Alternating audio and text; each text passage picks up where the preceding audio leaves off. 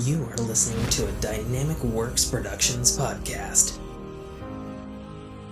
This show is available on iTunes, Stitcher Radio Network, and many, many more podcast services around the world.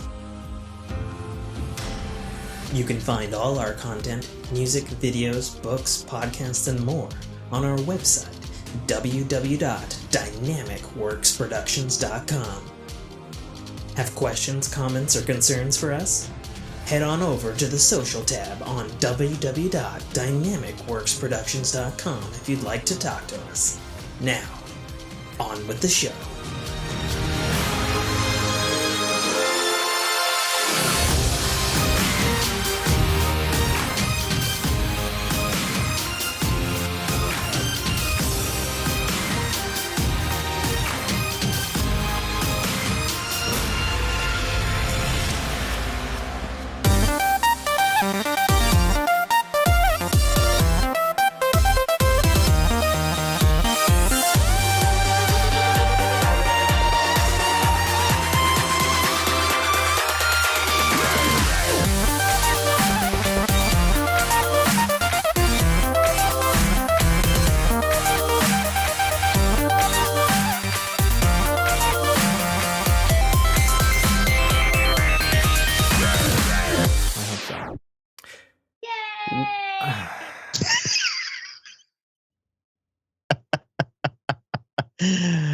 What's going on, everybody? Welcome back to another episode of the Fork in Your Ear podcast. I'm your host, as always, author, podcaster, and gamer, and everything I have just said is entirely fake energy. That's just podcast mode. Flip. You've been doing this for so long, and I've been doing it. Yep, that's all fake. What's funny is when you do this long enough and you get into a job interview and they go, "So, who are you?" I'm like, "I am author, podcaster, Tim K.A. Trotter." And you're like, "Oh, wait a minute. Let me turn that off." Yeah. I don't know if that works. And I am the West Coast best host, Nate Fu. Yeah. Coming in off of the graveyard shift and barely surviving. So, my God. So you were drinking a vodka concoction of some sort? Yep, I'm drinking a vodka concoction of some sort. Oh, geez. Okay, well, more power to you. I did a little pregame earlier because my life went sideways and the kids just absolutely shit the bed, both figuratively and literally. Oh. So. Oh, didn't I do this for you? Oh, I just realized. We actually probably have background noise because I didn't turn off. Oh, I can't even hear it. The mini fridge, but that's okay. That's okay. We're gonna get this mini fridge. Alexa, turn off the mini fridge. No, not in this part of the house. Maybe downstairs. But let me just pull it up here. Alexa, run podcast macro. No. We're just gonna do this. And then we're gonna go boop. And then we're good. Look at that. Yeah. Technology. I've actually had that for weeks now. I think I've had it since. Oh, I know. You've been telling me about it. I know. Because you keep blaming the fact that you don't turn your fridge back on me for some 100% god awful reason. Because it's 100%. My fault. I mean, if I kept that part of the show in, where I said, "Hey Nate, can you please remind me?" It has been in the outtakes so many times. Has it? Yes, it has. Good. I need it too. Gosh, yeah. Okay, so welcome back, and it's good seeing you again. 2 weeks ago, our episode with Damien was an absolute blast. It was a banger. Yeah, it was definitely a banger. Yeah, I always love having Dame on. I mean, what a trooper, considering his energy, considering that was up to 3 a.m. for him in his time zone. Right. What a stallion. Yeah. It's almost like he's done this before with you. Yeah, definitely. I mean, I don't think we ever recorded late at night, though. No, of course. I think we used to do... I'm trying to even remember. What did me and Mike do? Well, this is one of the joys like of getting a co-host that is West Coast time with you is we can kind of do these things later, and it's not such a big deal. Yeah, you know, I mean, it definitely wasn't something that I had in the job description for you Right. when you filled out the paperwork. Like, and I was like, all right, must be West Coast, must be willing to record on days where the wife needs to be asleep because Right. she's going to work, you know. I actually don't even know like what's going to happen to the show when I inevitably have a child, because it seems to me like that could be problematic for the first time on my end. Yeah, speaking from experience on that, as long as we keep this in a audio only format, where you schedule your posts for a certain day, like in our case, we schedule them for Tuesdays. Whether we wrap them or not beforehand, they're always scheduled for Tuesdays, so they go out. And that means we can record Saturday, or we can record Sunday, or even on the absolute worst case, Monday, and then hustle and get the episode wrapped up and uploaded to appropriate servers. So the downside of that is we have the video component to that, which you and I don't have, and I'm assuming yet. It does seem that way. Yeah, when you have a video component to it, if you want to do any post-production on that becomes a whole different issue, from a live to edited than to a audio format. So, I mean, I looked at it last week when I was editing, and I just figured I would take the video that was, even though it wasn't very good quality, I would take the video that Skype automatically records, which reminds me, I did not hit the fucking record button on Skype. Oh my god. There's just all kinds of shit here. As long as the other recorder's going. Hey, Ian and I went through literally 35 minutes of the podcast and realized that Discord, or not Discord, but OBS was muted. So anyone that was tuning into the stream was like, yeah, you get to see us pantomiming. Yeah, I got you. It's weird. That's for sure. So, and that's why we do local records, is you can always fix it in post. Well, I mean, that definitely has always been an advantage and something. Should we start getting Damien in more frequently? He needs to upgrade his shit, because he should know better, Mr. Musician. Get the fuck out of here. I was actually pleasantly surprised with how that edit turned out. I was like, I listened to the because I always do proofs when when you post one, and which is good because somebody has to do it. Right. It's not me. Yeah, his audio quality on what you put out was much better than the audio quality than I had in my ears the entire podcast. So, well, I think part of it was that was my record of his stream to me, and then the other is, I have like 6 different filtering presets for all the grainy shit from Skype that I've just built over the years. I might have even had, I'm trying to remember if I used a generic one that I built or if I had one for him. I don't remember. I don't know. Yeah, it was. It came out much better. I was like, oh, that's not as bad as I remember hearing it. So, yeah. Jesus. So what do we? There's a ring up there. I could spin it, I guess. This is the I mean, you want to knock out the big one right off the top. Last time we recorded, we were talking about the Microsoft acquisition of. I mean, do we want to just roll in the gaming off the rip? Yeah, basically, Okay, Microsoft, sure. Microsoft owned the world, and then Sony went, oh, wait a minute. I mean, kind of. Kind of.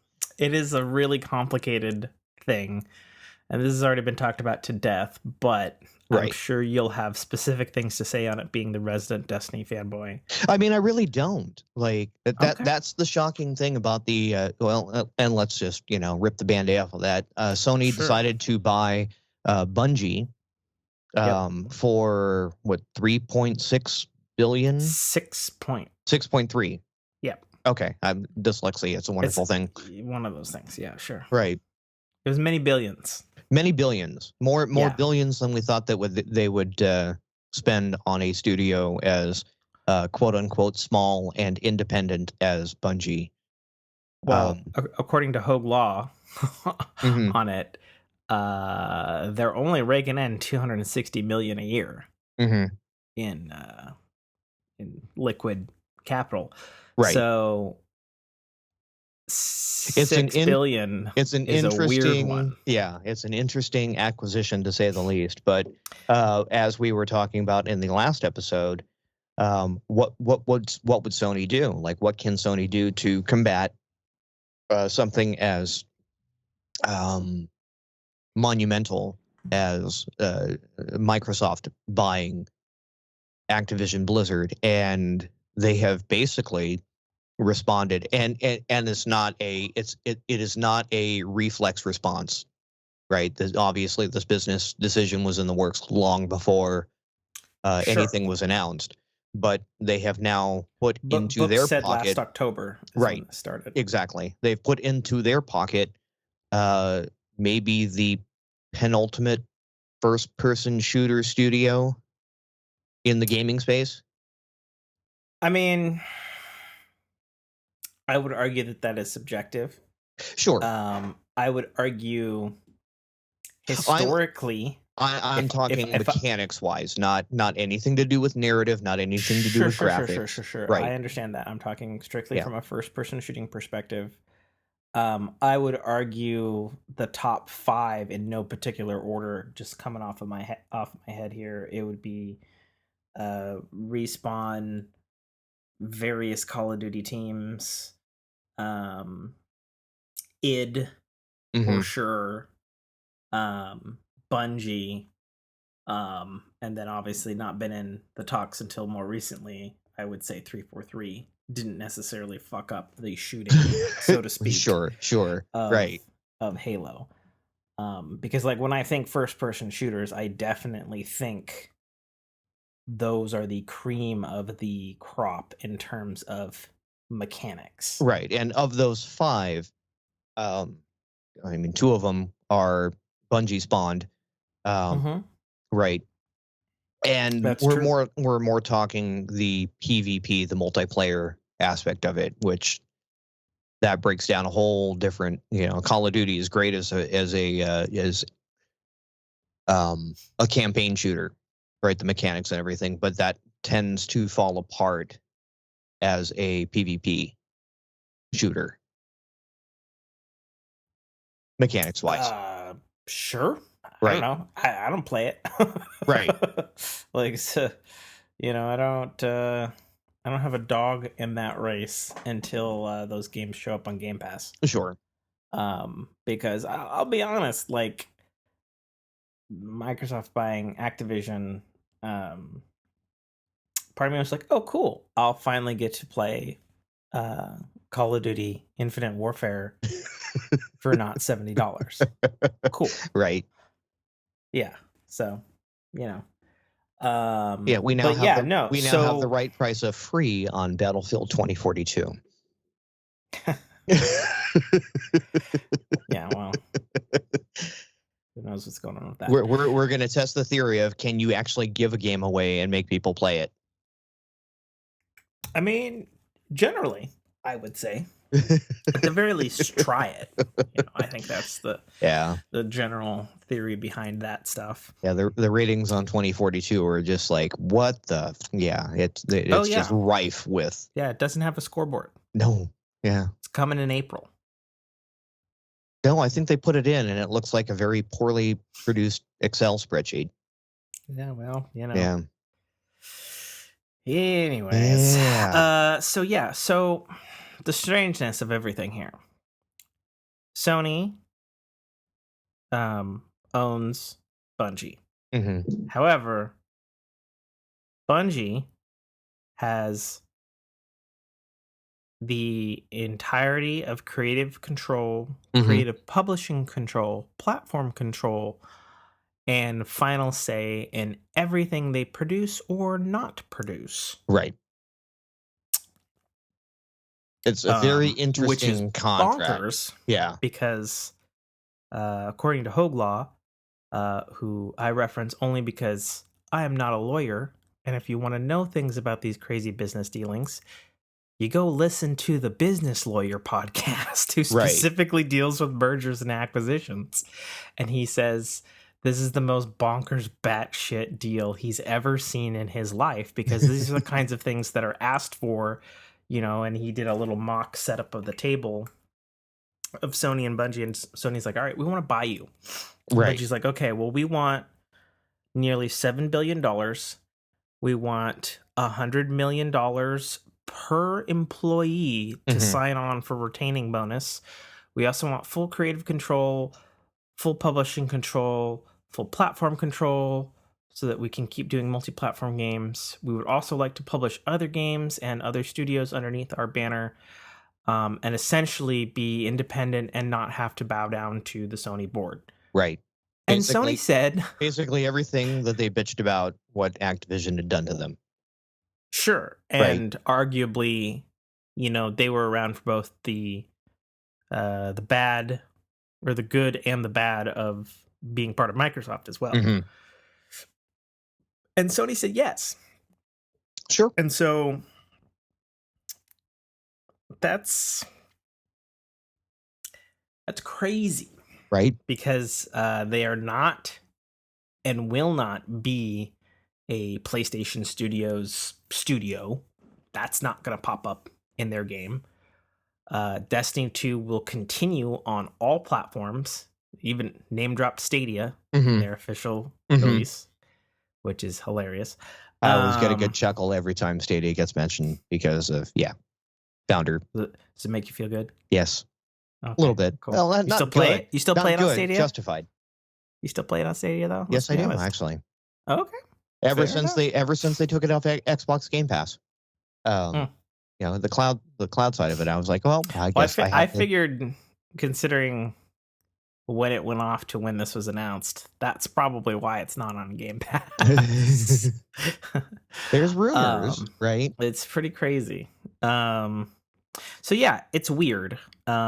Specifically, the thing that Sony asked for from Bungie, which doesn't seem like a lot, but maybe it is, we don't really know, is they specifically wanted their expertise and technology for creating live service games. Sure. And in the books, although not officially announced, are allegedly 11 Sony property live service games. I can't think of too many live service games off the top of my head that would even fit Sony's mold for that. Like, the only ones I could think of off the top of my head, I can see multiplayer being a good thing for Horizon, because it's basically Monster Hunter anyway. Right. I can see a live service for the Last of Us Factions multiplayer, which was announced eons ago at this point, but hasn't seen the light of day. And then beyond that, it's like they tried God of War multiplayer, that didn't work. I think the only thing fans want from like a Spider-Man is like co-op. Like, we don't need a live service for that. Right. So it's a little perplexing what they're thinking about necessarily. Sure. And then there's the, you know, what is Bungie doing different in the live service model that other studios that have live service games a la, you know, Grand Theft Auto, No Man's Sky, et cetera, what are they doing that's different, that differentiates them technology-wise from those other services that makes them worth $6.3 billion? Yeah. So the only thing I've got for that, and that's a coupling between what I know about Bungie, being a Bungie boy, and stuff from Hoglaw and Colin Moriarty's Sacred Symbols podcast and his Defining Dukes podcast and many other podcasts and stuff, and just general information that's out there. It seems to me there's a couple of things. Number one, Bungie lived through every terrible thing that can happen on a live service game. And they're still here. Right. Which is more than you can say for some. And I hate to say this because I am a fanboy, despite the fact that it died in a fire, falling off of a cliff after being hogtied and mummified by the company who signed off on it, which is Anthem. You know, they've been through the other side. They were part of Activision Blizzard, and, you know, they had Blizzard expertise on live service because nobody would know how to do that better than Blizzard. Right. Which is interesting because now that kind of data is going to go over to Microsoft, and we've talked about that in the last show. Right. I think an interesting thing that maybe Sony was looking at, because we've known for a while now that PlayStation Network stuff runs on Microsoft Azure services. Right. Which, of course, is the real secret money winner in this war, so to speak. Because Sony services sucked so bad in PS3, they're like, all right, we got to do something different. PS4 era. And even though they're still not great because Sony manages them, they're definitely a far cry, perhaps pun intended there, from the PS3 shit show. So I think Sony could be looking at the fact that Bungie ran their own servers for Destiny, merged over. That's not a yay thing. I've seen their ops center. Those poor men. You know, they transitioned over to Battle.net. They transitioned into Stadia servers. Then they transitioned out of all of them, and back into their own shit. They've been very by nimble. all accounts without skipping a beat. Yep. And I think they're like, oh, they know how to work in any fucking network infrastructure that there is presently. Right, and they're probably one of the few mass multiplayer type environments that operates on a peer-to-peer. Yes, right. Which had always been their strong suit back to Halo 2. So definitely. That is, I think that is a strong part of that tech that they wanted to, because I mean, obviously, if you can build these massively multiplayer realms, but if you have to operate the servers and the environments that they're in, that comes with an expense. Sure, and but if you can offload that into a peer-to-peer environment. I mean, I don't think they offload a lot, but there's definitely more so than perhaps the next there's benefits game. to it, right? So that's what they want. And the other thing that was interesting that the Hogue thing dug into was that Sony basically were like, you know, you want to make Destiny movies and TV shows? We got you. The big and I'm itch is for the Destiny animes. And it's just like I like Destiny, and I do think their story is finally good. But man, like any kind of video or TV show with Destiny doesn't sound appetizing. No, I would agree with you. And this is someone that's, you know, kind of a Destiny fanboy at this point. I don't know that the way they've structured their narrative works well in a series environment. So, and even though, you know, they've had live action trailers since Halo, you know, I don't think a Destiny live action like that. Okay. And no. Right. I don't know. But then again, we just had the Book of Boba Fett that, you know, went largely, you know, massively approved, and that was kind of a narrative shit show. Okay. Interesting take on that. I suppose we'll have stuff to talk about it on. I enjoyed the show. The TV. As a narrative whole, shit show. Interesting. Right. Okay. I don't agree with that statement, but we'll get into that in the another topic and the other part of the show here. Right. So really odd, just really fucking odd. And then something that another podcast was talking about, and actually Brock was talking to me about, because of the signing on bonus to keep the talent, which obviously is a big thing.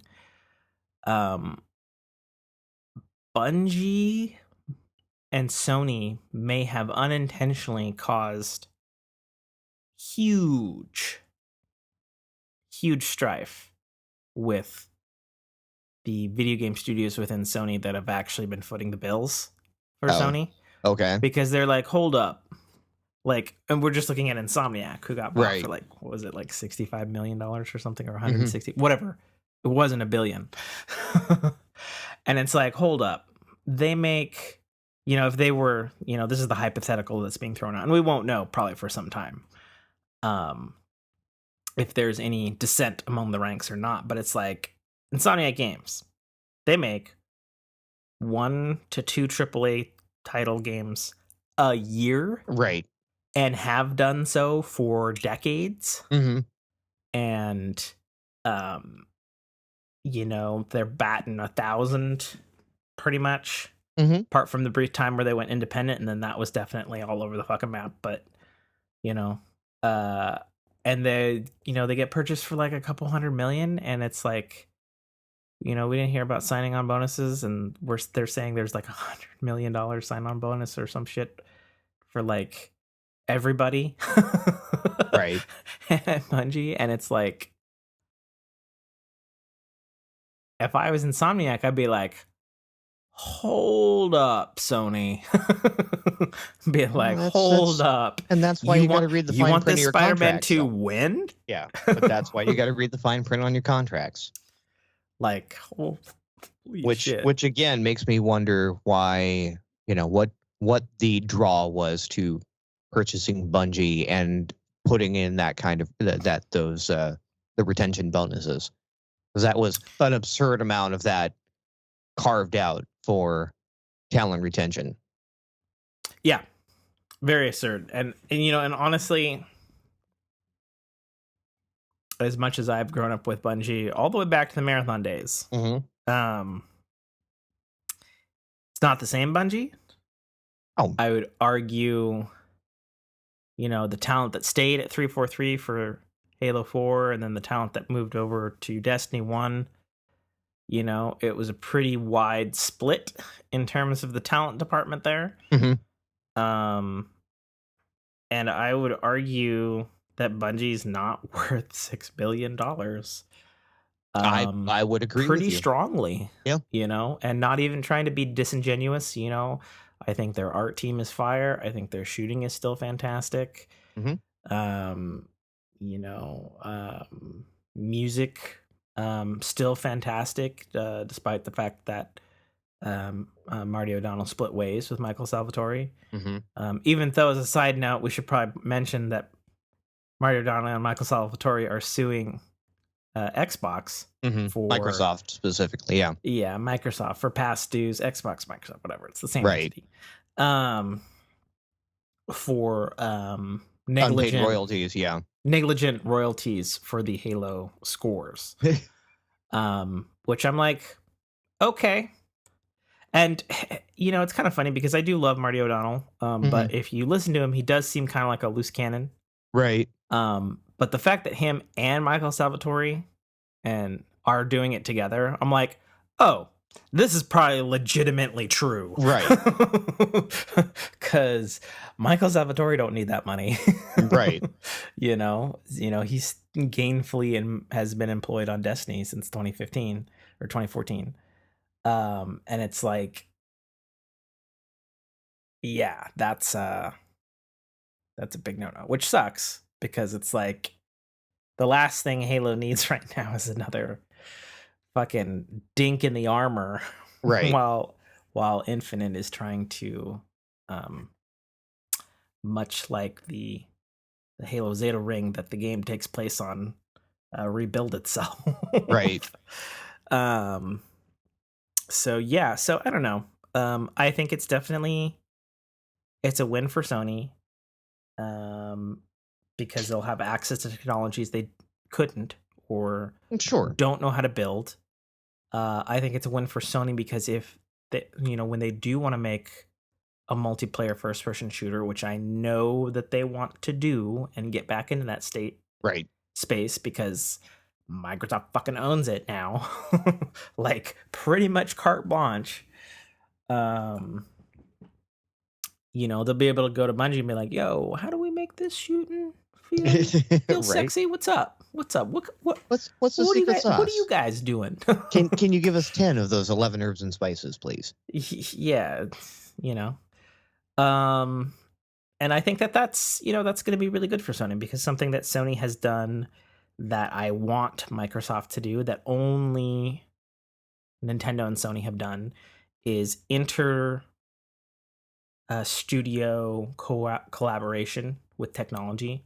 Right. Long time ago, there was Sony's initiative for a common game engine, where all their main games generally use different engines, but there are some like modular components that are like, all right, we know this is the best way to fucking do lighting or grass shading. Sure. Or this is the best thing for cloth physics. Like, how do we integrate that across all of our things? And that's, in my opinion, why Sony Studio games, they have a particular, they do look better than the rest kind of vibe when you look at any of them. And then you only see that few and far between. Even on quote unquote lesser hardware, right? Right. And yeah, that's the thing. And it's like, if you took up a screenshot of The Last of Us Part 2 and you put it next to, say, the PC RTX version of Cyberpunk, be like, Cyberpunk definitely looks better. But it's like, damn, this is on hardware from 2013. Right. Get the fuck out of here.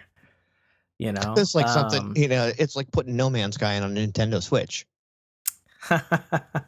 Oh yeah, did you want to segue? Are we done talking about Bungie? Because I'll get into it. I mean, we'll get there eventually, right? Well, you just brought it up. I'm not gonna leave the setting segue. Up the pins. You want to bowl them down now? We can bowl them down now. I mean, if we're done talking about the Bungie thing, I'm fine with going into Nintendo stuff. Sure, let's get into it. I mean, I guess final statement on Sony now owning Bungie, but Bungie also, pun intended, owns their destiny. Right. Still in control of their destiny. How do you feel as a Destiny fan? Like, again, the way they've, what they've put forward facing to the public, like I don't have anything to complain about, because it's, Bungie's going to operate as Bungie. Bungie's going to Bungie. Obviously the big concerns which were addressed right up front, right out, like right on the onset was, does this mean we're going back to exclusive content for PlayStation or exclusivity in general? Like, this is going to, is Destiny going to transition to a PlayStation only game? And, Bungie and PlayStation outright said no. Bungie's gonna Bungie, and they're gonna do their own thing. They're gonna be independent. They're dedicated to being cross-platform. Through Witch Queen, right? There's some weird keywords that are I'm sure Hogue has. So the Hogue Law contract says Destiny 2 will remain multi-platform on all available platforms that it currently resides on. So I would say the verbiage is on Destiny 2, and if there's ever a 3, right, which they've said they weren't going to do, but that might not be the case after they weren't going to do a Destiny 2, but Activision said no, we're doing it. We're putting a 2 on the box, and So if things stay the way they're staying, I have no issues with this, because again, it's going to do is grow the company and give it's going to empower Bungie with the tools and finances to continue to expand the game. Yeah, I think that would be the most positive outlook to look on it, is that Bungie and Destiny wouldn't have to necessarily rely so heavily on their somewhat grimy microtransaction Mm-hmm. / expansion strategy that has been working for them as an independent company. Mm-hmm. And that's potentially good for the gamers later when they figure out where to trim the fat in that specific component. Because... Right, and if they do sort of transition into this, mixed media, get into television, anime, whatever sort of projects that seem to be glorified by Sony Entertainment being part of this, it's a revenue stream that they can either profit from or invest back into the game and not have to be so predatory with the way they build the games. Yep. Right. You 100%. could really push against the status quo, which and this is I wouldn't say I'd blame Bungie for this. I think gaming in general, the way that you make money now is through microtransactions. Sure, or not. And the reason I say that, because that's cool. That's what I wanted to hear from you on the Bungie Sony thing. Is you could always be No Man's Sky, and you could just not charge a dime, and somehow be totally financially stable and fiscally afloat, and there's no microtransactions. And really the only thing that they ask for is for you to buy the game when it comes up on new platforms. Sure. Which, speaking of which, going to get into the Nintendo Direct of February 2022. And boy howdy, did that Direct make me chub a lot. I'm not going to lie. That Direct was fucking... Like, for not having Zelda in that Direct, or release date, or literally anything about the next Legend of Zelda, damn, they came out fucking spitting big dick swinging energy with this Nintendo Direct. Jumping straight to the third announcement, I'll get into the other ones briefly. Out of left field, I made a joke last podcast about Astroneer being on Switch, and it's like, Jesus, why does this run better than the original Xbox One? It doesn't make any sense to me. It's Unreal Engine 4. Like, what the fuck did they do to this game? Mm-hmm. And then I was like, well, and I jokingly, it was a throwaway joke. I didn't even truly mean it. But I guess I started a summoning circle along with some other people on Twitter. Because No Man's Sky... like, if they can do this with Astroneer, why can't they do this with No Man's Sky? I think was your exact quote. Yeah, because, they are different games. However, they have a lot in common. They're both procedurally generated. They both got space shit going on. They both got terrain deformation. They both got this, that, and the other thing. And then they announced No Man's Sky coming to Switch summer. Right. Not a hard release date. So I'd imagine summer, probably No Man's Sky anniversary in the end of August would be my guess, is when that would happen. But then crazily, so there's two trailers for the game. There's the one that was in the Nintendo Direct that was just like, hey, here it is on Switch. Here's footage of it because it looks considerably worse than every other version. So it's true. Right. it's actually on Switch. Which, if that's the worst that game looks, I think I want to fire it up on my PC. Yeah, I mean it's not an ugly game. No Man's Sky is fucking gorgeous. And there it was running on Switch like a fucking, when you play No Man's Sky on medium on your PC, probably 30 frames a second, I would imagine. Probably not getting anything over than that on Switch. But having switched No Man's Sky to medium on PC just because I was curious how shitty it would look for myself, that's pretty fucking close to medium settings. And I was like, God damn. Right. And there's some hardcore No Man's Sky fans, because of course I'm part of that community, that were like, they didn't show literally any of the universe interconnectivity multiplayer components that are sort of ambient in the game now. Sure. The stuff that took forever to actually show up in the game. Yes. Right. And so some fans were like, well, they didn't show it, so they're like, oh, is this going to be in its own silo? Is this going to be the one No Man's Sky that's not connected to every other No Man's Sky? Because it's super cross-platform. It's on everything, and it plays with everything now. Right. And so people were like, well, blah, blah, blah. And then there's a second trailer on No Man's Sky official website. It's basically the same as the direct trailer. It's just longer, and they make a point to be like, No Man's Sky Switch. They don't call it Switch Edition. They just call it No Man's Sky. They're like coming with every update we've released since 2016. And then they hit you with all the updates. Right. And it's just like, Jesus Christ, they're really doing it. And then I heard from Ray Reynolds on Twitter, who's a big No Man's Sky dude, who's an interesting fellow because he makes creative pieces on No Man's Sky, who's also been slowly dying, like actually dying in real life for like the last 5 years. So that's going to be really sad when he eventually goes. Right. But he said he talked to like 2 of the people working on it, and he said that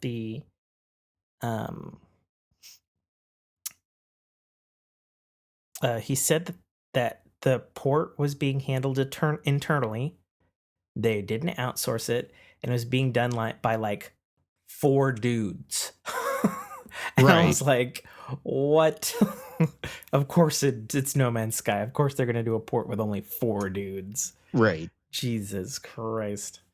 So I'm going to buy No Man's Sky for a 3rd time.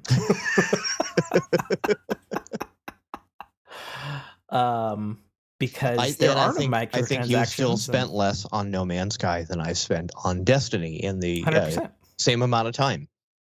Not even in the years of the franchise. Sky than I've spent on Destiny. Right. Like, that's the thing. So, and and at this point, like, man, kudos. Like, I can't wait to see it. I can't wait to feel it. The big thing the community though is clamoring for, and I'm in agreement, is they're like, well, if we're getting, it's going to be on Xbox, PC, Switch, and it's already on PlayStation. They're like, all right, now's the time. This is the year we get cross progression, please, because right now you can play them all, but your save is locked to each console. Ooh, really? But you can play with other consoles. I play with myself. So excuse you. Flip that.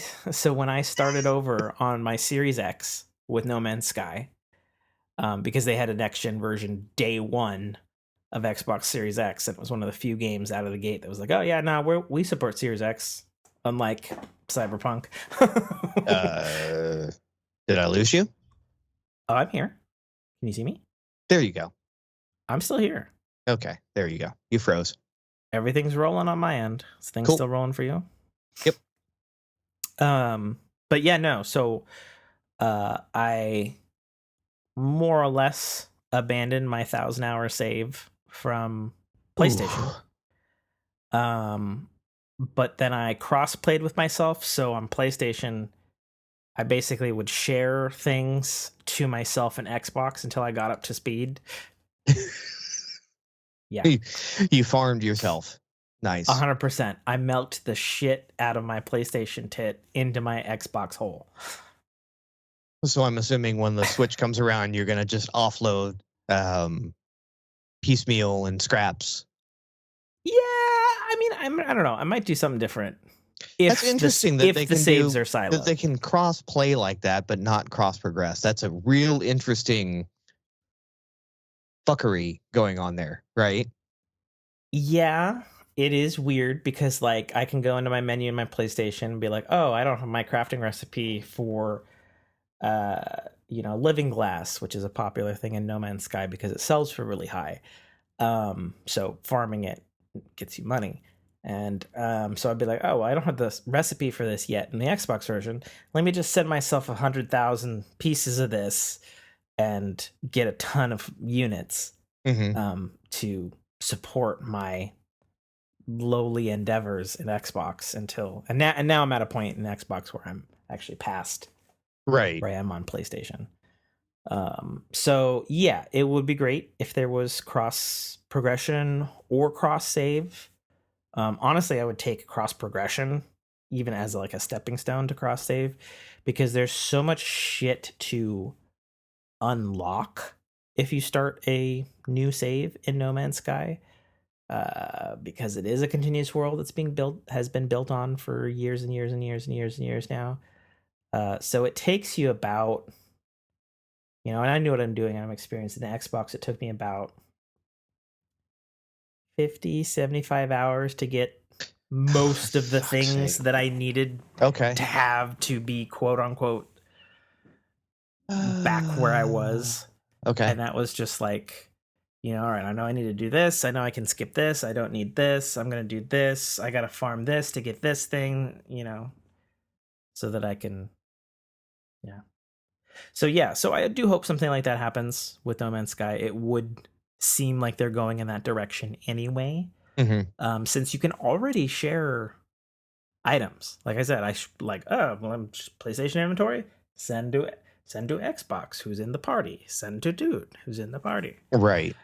And there's so not an economy involved in that where you have to have some sort of payment. You can literally just drop that on your Xbox character. Yeah. The only economy is storage space. On other on my Xbox's character. Be like, out of storage space. Okay. Flip HDMI inputs, go back, dump my shit off to my vault, run back to my PlayStation character, switch and HDMI ports. Switch. Yeah, you can just offload things onto your Switch character and then boot up the Xbox and then offload. Yeah. Hypothetically. Man. So, so I'm hoping it's not that. If it is that, I might do something different, and I might finally get ballsy and like try like a permadeath thing on Switch or something like that. I don't know. We'll see. But either way, looking forward to it. Totally shocked out of nowhere. And I should have seen the signs, because Sean Murray, the creator of this game and lead coder and all that sort of stuff, he always tweets emojis before like a big No Man's Sky announcement. It's super fucking annoying because the community goes crazy. They're like, "Oh my god, what does a fish and a fishing rod mean? Are we getting fishing in the next update?" And everybody loses their fucking minds. And he did something like baited. Yeah, he did something like the letter N and then like love heart or something like that, like a day before this. And so everybody's like, what does it mean? So it is cool. It's definitely like a type of game that belongs on Switch, since they're already very crafty in Minecraft and stuff over on Switch. And it is very much it's not a Twitch action shooter. It's an adult Minecraft, in a lot of ways. So very excited about No Man's Sky, but they also announced like a ton of other shit. I'm just going to speed roll through stuff here. For the Fire Emblem fans, they announced a Fire Emblem Warriors, which is they call it a Musou game, where it's like battling hundreds of people on screen at a time. They have a release date, as well as some updates to a game series I actually grew up with and loved, called Advance Wars 1+2 Reboot Camp, which is a tastic turn-based strategy game. It's super cool, but I guess they added voice cast and like fancy cutscenes and shit to the game and stuff. And this was a game that was on the Game Boy Advance. It actually started on the Super NES, believe it or not. But it was one of those games that never made it to the West on the Super NES. And then for Game Boy Advance, they're like, we need something. Oh, we own this. Let's do a new version of that for the Game Boy Advance. So like that's where I grew up with. It's a fantastic game. I'm looking forward to it. It's coming out April 8th. Super excited for that. They announced a new Mario Strikers game called Battle League, coming out June 10th. for people who I guess have been crying for years for another Mario soccer game. People seem to really love that game, and I think they've only made like 2, so whatever. Splatoon 3 coming summer, if you're a Splatoon fan. Front Mission 1 remake and 2 remake are coming this summer and then in the future, and that's kind of a big deal because that's an old classic Square Enix game that was on the PlayStation. And it's turn-based, but with like giant mechs and stuff. It was super cool. Super cool. So the fact that it's remade makes me hope that me thinking of it classically as a PS1 game, like, oh yeah, it was awesome. But now, like, if I played it today, probably not so awesome. So the remake is like, okay, cool. They probably fixed whatever old thing doesn't work now. There's apparently a free-to-play Disney and Pixar kart racing game coming this summer called Disney Speedstorm. And that's interesting, I suppose. Free-to-play, that's good for people, and probably good for people like you. You can throw that on your Switch, and your daughters can fuck around with that or whatever. So that's cool. It's also the low key thing in the direct was also coming to like every other fucking platform on the planet too. So it'll be on Xbox and PlayStation and stuff too. Sure. This was a surprise, honestly, but I guess we're getting a port of Star Wars: The Force Unleashed to Switch, which is interesting to me because Force Unleashed. How old is that game now? Super fucking old, right? Like so old. That Lucasfilm Games existed, and George Lucas still owned it. Right. That's how old the game is. But there's a port coming. It does not look graphically good. It looks worse than the Xbox 360 version. Ooh. So I don't know what's happening with that. But then it's also got like a 2-player like death duel mode or something. Okay. And then somebody was saying online that it's not actually a port of the 360 PS3 version.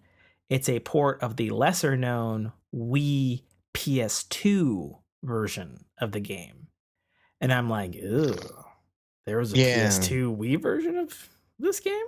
I don't know about that. I don't think we want that. So, but anyway, that's coming April 20th. There's an Assassin's Creed, the Ezio collections coming February, by the end of February 2022. That's Assassin's Creed 2, Brotherhood, and that other game that came after Brotherhood, whose name is escaping me completely. Sorry, I'm no help to you on that one. It's the one that takes place in Constantinople. I know that much. Okay. That's what I remember.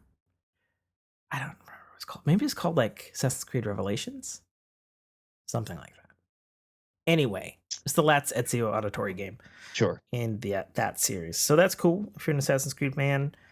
There's an absolute... I got so excited for this when I was watching the direct, and then I crushed my soul. There's this Gundam Battle Alliance game coming, and I was like, oh, sweet, a Gundam game. And then they turned into chibi robot characters, and I was like, oh, no. That's not what I want. No? Next. No? You sure? Yeah, positive.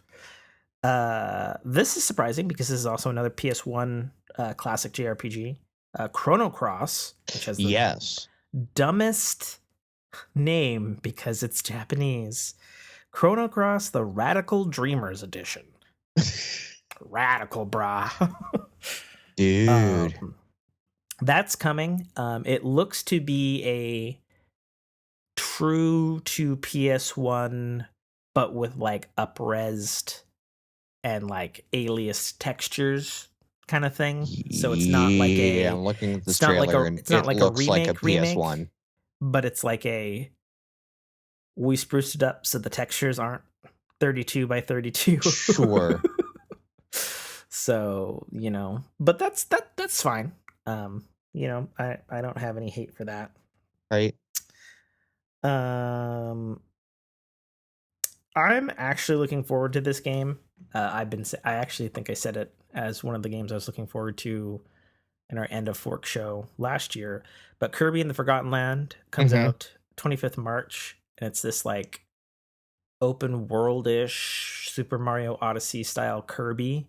Kirby's just a fun franchise in general. Yeah, it just looks kind of fun to me. Right? And it's like I fucking grew up on Kirby on the Game Boy and the Super NES and shit. And yeah, it's dumb that it's a puffball that sucks things up and steals their powers, right? And steals their power, and that's the whatever character. It's such a good design. Mechanic. Yeah, it's solid. Right? Yeah. But it genuinely looks like this is like a next level Kirby game. And that's something, as a Kirby fan, I've been wanting, because every fucking Kirby game has either been some weird ass, wonky ass spin-off, or it's another 2D Kirby game that just doesn't quite live up to the previous 2D Kirby games from the 16-bit Game Boy era. Which is always weird to me, because it's like, oh, they keep making them 2D. They keep not being as good. So I'm excited to see him in a different Kirby has always been one of those platformers that easy to pick up, hard to master. Yeah, I would definitely say so. But you can get by. You can get by with just basic, like it's a basic platformer, and you can still enjoy the game, but to really succeed in it. But yeah, there's some harder shit for sure if you dig deeper. That's kind of always been the thing with Kirby, I think. So I can't remember if we talked about this last episode or not, but MLB The Show 22 coming to Nintendo Switch. Yep. No, we talked about it in the Discord, and it was a licensing thing. Yeah. By PlayStation Studios. Right. I almost have to wonder if Sony had to pay Nintendo money, like more money than a development cost, just to put this on because of their blood feud. I think MLB picked up the bill on this, because MLB said this is the game. This is the only baseball game that's on the market right now. And we will front the cost to make sure it gets into everyone's hands. And I think the Switch was the best platform to put this on. Sure, especially because Japanese love baseball. American baseball, no less. Right? That was always a weird one to me. I mean, lest we forget, Nintendo owned a stake in the Seattle Mariners for a long time. They were in play to purchase the Dodgers. There's a couple of ownership groups from Japan that were in play to own the Dodgers at one point in time as well. I'm not a sports person. Is the Dodgers a baseball team? Yes, the Los Angeles Dodgers. Okay, because in my head it was basketball, and I'm sure people are screaming at me already. Yes, and they should be. Okay, fair enough. The Kingdom Hearts Intergrade, fucking god damn it, Japanese people. Kingdom Hearts Intergrade Masterpiece for Cloud is here. It came out 2 days ago. Fans are pissed. Why? About this one. It runs like shit. It's a Switch. No, it's a cloud version. Oh. And they're saying even compared to other cloud games, this one runs like shit. Why? Okay. Nobody knows what their back end is for this. Sure. Okay. Or if it's being handled internally by Square Enix. Nobody knows. But people are pissed about it. So that's what I know. I decided to tool over to the Kingdom Hearts Reddit, and everything was like, this is ass. Port the actual game to the fucking hardware, for God's sakes. Which is what I want, by the way. Sure. So I'm in agreement, but it is a little bit sad to see the Kingdom Hearts fans be like, yo, we bought this. This is legitimately not good. Right. So another PlayStation franchise coming back from the dead. This blew my mind, because I was like, what the fuck? Is that Klonoa? And it is Klonoa. And for those who don't remember Klonoa, because you're not old like me. I don't know. Klonoa sounds like something I will take when you're old like me to, It also sounds like maybe I misspoke the bartender for Kahlua, maybe Right. perhaps, but it's a weird bunny rabbit thing with flappy ears, and he wears fucking jean shorts and shoes. And Okay. it's like a side scrolly but 3D platform thing, and they were fun. There was one on PS1 and there's one on PS2, and that was it. And then he died. He died in a fire. There might have been a Game Boy Advance game, now that I think about it. I remember seeing one somewhere and perhaps wanting it, but I could be wrong. Nobody fact checked me.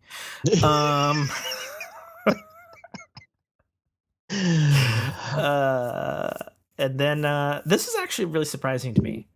And actually, it was surprising me for two reasons. One, for some reason, I thought it was already on the Switch. And then two, I was like, oh, it's not on the Switch. And then they are coming out with the Portal Companion Collection. Yes. Later this year, containing all of Portal 1, all of Portal 2, and all of Portal 2's infinitely hilarious co-op mode in both split screen and online. And my only question is, did Valve do this themselves, or is it a port from a port team? That'll be interesting. But yeah, that because if Valve did it themselves, tinfoil hat theory, beard scratching, and they very well could. Sure. We've talked a lot about on the show how Brock used to work at Valve, and I was at Valve playing Half-Life 2 on the original Xbox before anyone knew that they were putting it on the original Xbox. I was playing in their cafe, and I've talked with people there, and I've met Gabe Newell and all these people and all this shit. So if they wanted to port it to Switch, they sure as shit have the know-how to do that. Right. Especially with an old engine like that. And that's and again, that's one of those franchises that translates well to that format. Well, and then the thing about Portal is, even though it's super dark humor, like there's nothing, there's no swearing, there's no violence in it. It fits, air quotes, the Nintendo style. Right. So it's family friendly without being family friendly. It's dark humor, not crude humor. Yeah. I think the most violent they ever got was I think one of the characters in 2 says damn it a lot about not killing you with a potato. Right. Right. And that's the worst. Yeah, that's the worst that the franchise gives you, other than, the gruesome ways that you actually get killed. Yeah, but there's not blood or anything. And sure. The screen fades to red. Right. Or whatever. This is a game that I saw a lot of JRPG people talking about with a lot of hype, called Live A Live. Apparently it's a game that didn't come to the West, but now is coming to the West, and people are stoked because apparently it was very good back in the day.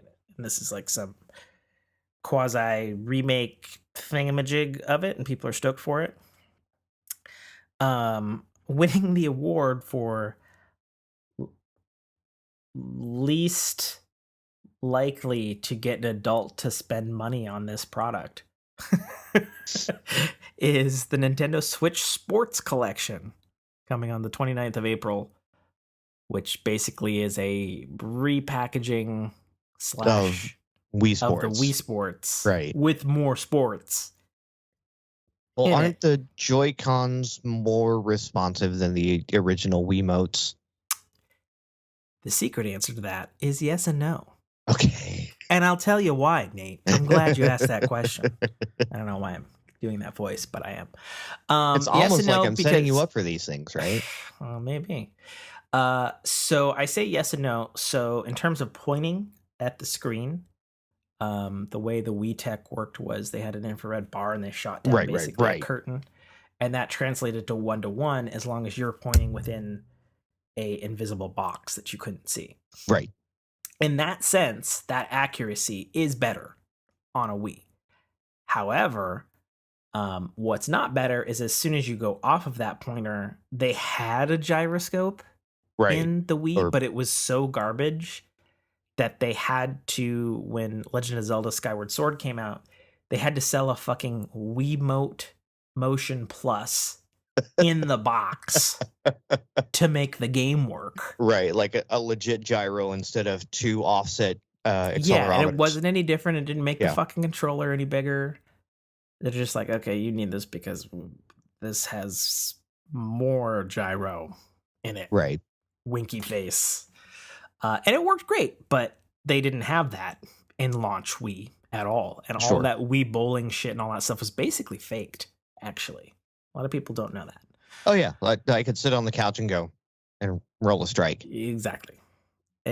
So, we'll see. Maybe it'll be more accurate, more tactile and stuff, since these Switch Joy-Cons are definitely better tech, aside from perhaps pointing. Because any pointing you do in I know. In a Switch game, is handled exclusively by all of the gyroscopes. Right. So it's an odd one. It definitely looks better. It sounds good. It could be fun. Big selling point that they wanted to point on this one is that it supports up to 8 people simultaneously. Like on one console. So if you have a big screen TV, and a bunch of family members, fucking Joy-Cons. Yeah, which is easy because they split in 2, so that multiplies real fast. So you only need 4, technically. 4 sets, obviously. And you know what? Like, say what you want about Wii Sports. It was one of those dumb fun party games. Like every time I went over to someone's house, it's right up there with like Guitar Hero and Rock Band. Right? And every grandma had it. Right. You saw a set out there, and you would pick it up and you'd have fun. It may not be your go-to game, but yeah, I mean, I'm not inclined to get Nintendo axe throwing. Sign me up. Sure. Yeah, I'm not inclined to get it. But if it comes out with something like crazy reviews, I could see myself picking it up for party purposes. Yep. Because I do pick up games for party purposes. Maybe that's something I don't really talk about on the show much, but I do. So that's coming out. Yeah, my local bar used to have a Wii and bring in these party games, and we'd come in on Wednesday nights. Bars had Wiis. Yeah, here you go. Right? Oh yeah. Yeah. Just good dumb fun. So this is super dumb, and the only thing I actually generally went, "What the fuck is this?" and tried fast forwarding at the Nintendo Direct, and this is Tanken no Tatsujin Rhythm Festival, and it's about taiko drums. Okay. Yep. I don't know. I don't care. Triangle Strategy, from the people who made Octopath Travelers, coming 4th of March. There are 2 demos on the eShop. The second demo right now will let you transfer all of your save over, which I'm a big fan of. And I hope you can. Stomach, I just heard. It was indeed, and I hope you can hear me, because at the very least your video feed is glitching the fuck out on me, Nate. Is it really? Oh yeah. I'm good here. You look so artifacty. It's hilarious. Hold on. Your eye Did is it go white. away? No, it did not. It's fine. You don't need to mess with it. It's not important, as long as the audio is good. I was playing the taiko drum trailer, and no. Don't want it. Don't care. No. Sorry, folks. I'm sure it's got a audience somewhere. Indeed. Cuphead, Delicious Last Course, which is the final DLC for Cuphead, a Microsoft game that is also published on Nintendo. Their acronym for DLC is DLC. Right? The Delicious Last Course. Mm-hmm. I actually didn't put that together till just now. Good job, dad joke, Nate. Right? It's not me, it's Cuphead. Yep, that's coming 30th of June. And for those who don't know, Cuphead is also getting a Netflix animated series. And if you've never seen Cuphead in motion, it is a gorgeous, hand-drawn in the style of Steamboat Willie and old Disney shorts game. And they're Cuphead and Mugman. They're bringing that style of animation to the Netflix show as well, which I'm interested in checking out because I don't want to check out Cuphead the game because I've heard it's so fucking hardcore. It looks so cute, and it is one of the most brutal side-scrollers you will ever play. It's supposed to be really fucking hard. Right. Speaking of really fucking hard, Metroid Dread is getting a free update. Neither of these things are what me, a diehard Metroid fan, wants. Somebody obviously wanted this. There must have been a poll somewhere. There is now a one-hit mode where you have to get through the game without getting hit. You get hit once, you're dead. And then your save deletes. To which, because this came out already. This is out by the time this airs. I saw on Twitter a dude already beat it in one-hit mode and said, "Come on, Nintendo, I asked for a hard game." To which I literally said, "Fuck you." Fuck you. Yeah. Get the fuck out of here with that shit. So there's a one-hit mode because there is, and then there is a boss rush mode. Now, the bosses, as I've said before, are definitely a highlight in Metroid Dread, but the idea of fighting them back to back literally makes my bones and my fingers hurt from the muscle memory pain of beating them. So, no. Nintendo, if we're going to do the bare minimum of Metroid Dread updates, at least give me a new Game Plus mode, for the love of God. That's what I want. I mean, I also want new areas and more shit to actually play. But, that's probably not going to happen. So, touche. This is a big one. Because this has always been a really weird thing for Nintendo fans. So some people might know that there are these games called Earthbound. You would know this if you're a Nintendo fan because you probably pirated them and played a fan copy version on your PC and or Game Boy emulator. Because they never came to the States, officially. Right. Yet, the characters of Earthbound, Ness and Lucas, have been Smash Brothers characters since the very first fucking Smash Brothers game on the N64. But you can't play these games. We have English translated versions of the NES Earthbound game, which they have retitled for the US Earthbound Beginnings.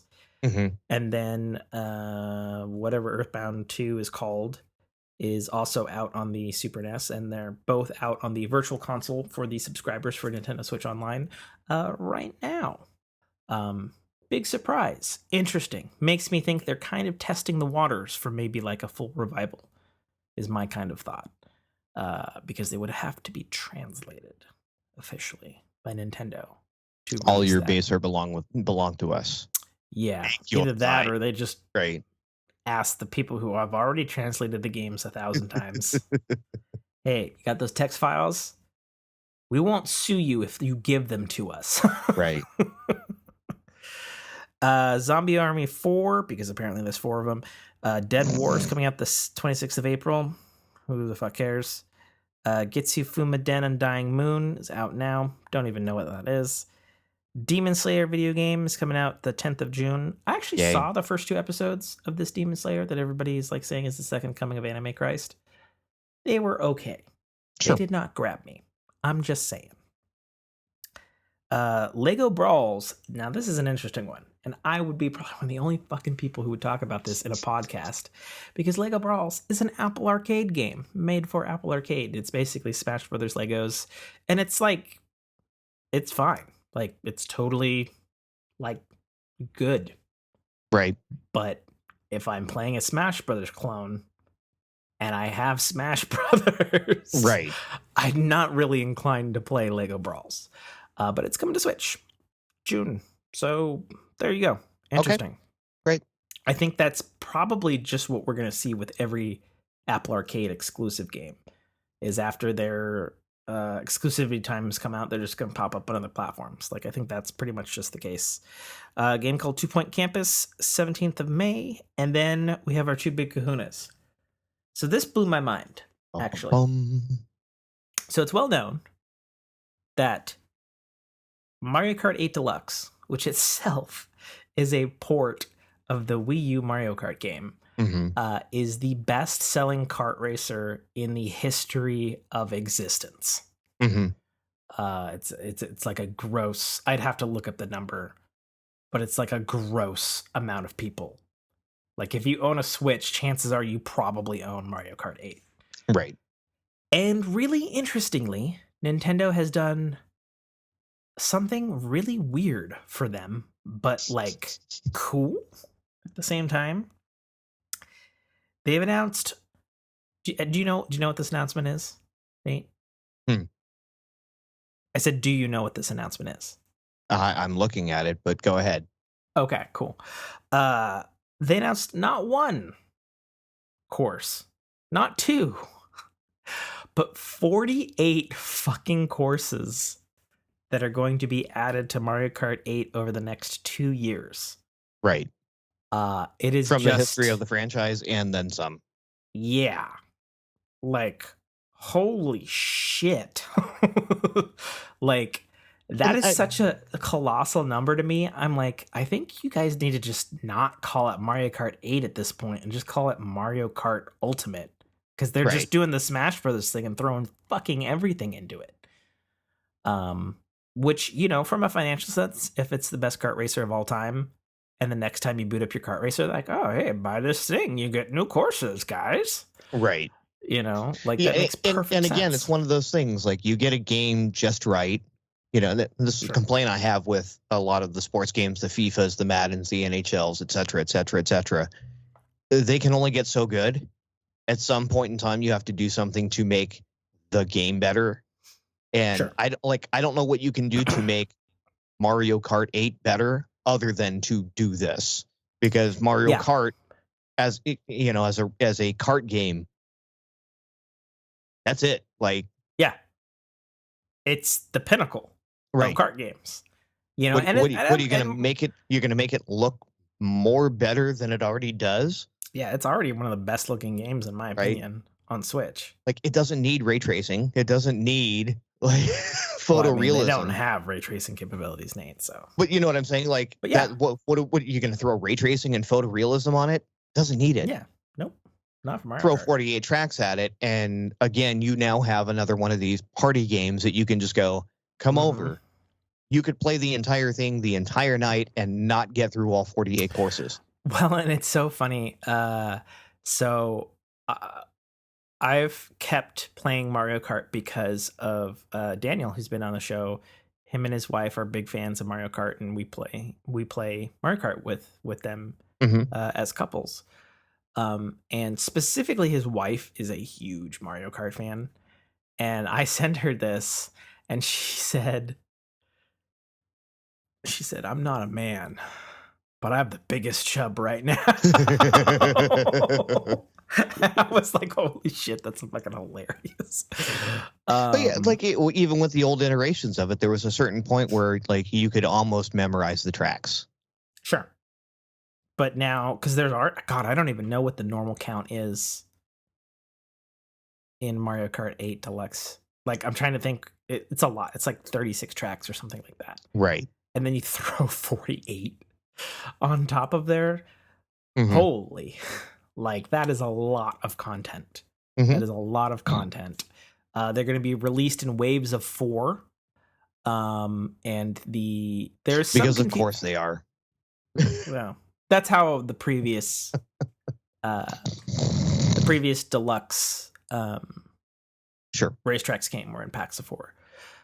There's some confusion online, and I don't have clarification on this. So on their website and on the trailer, it shows Mario Kart 8 Deluxe Booster Course Pass. The first one, Wave 1, coming 18th of March, and it listed as $24.99.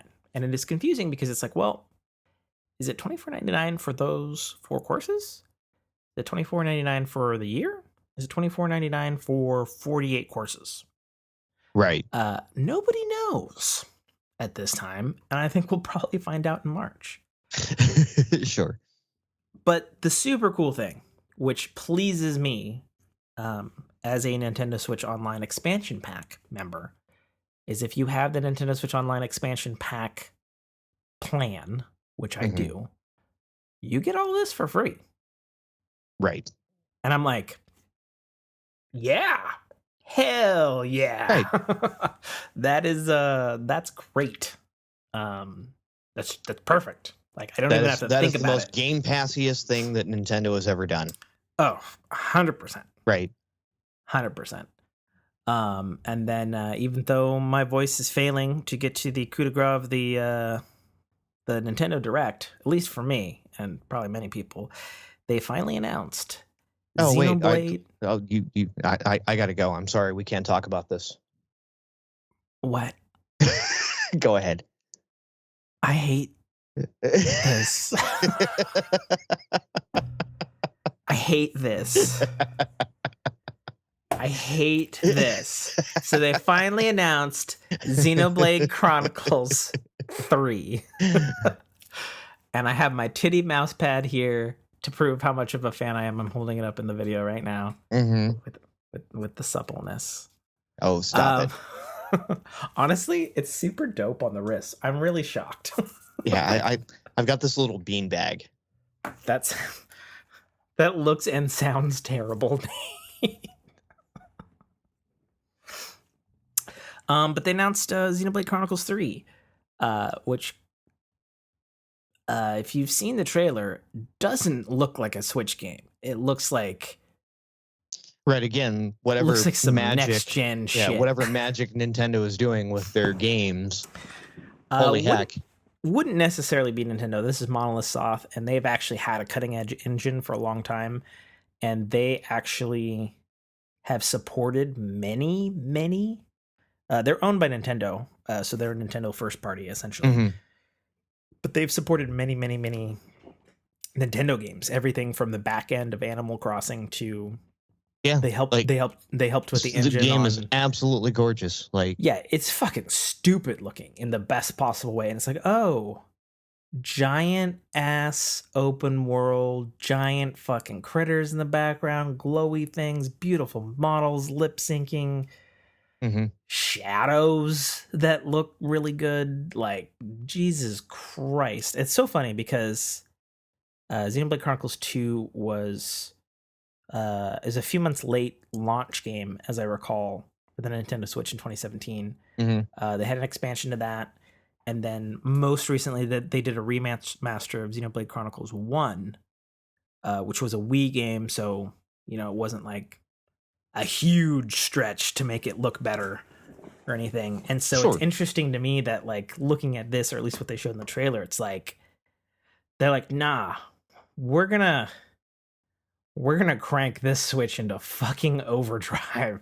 You're gonna hear it. You're gonna hear your Switch start to sound like a PlayStation 4 jet engine when you turn this game on, because it looks absurdly good graphically. Like, they have some technical wizards on their team, that is for sure.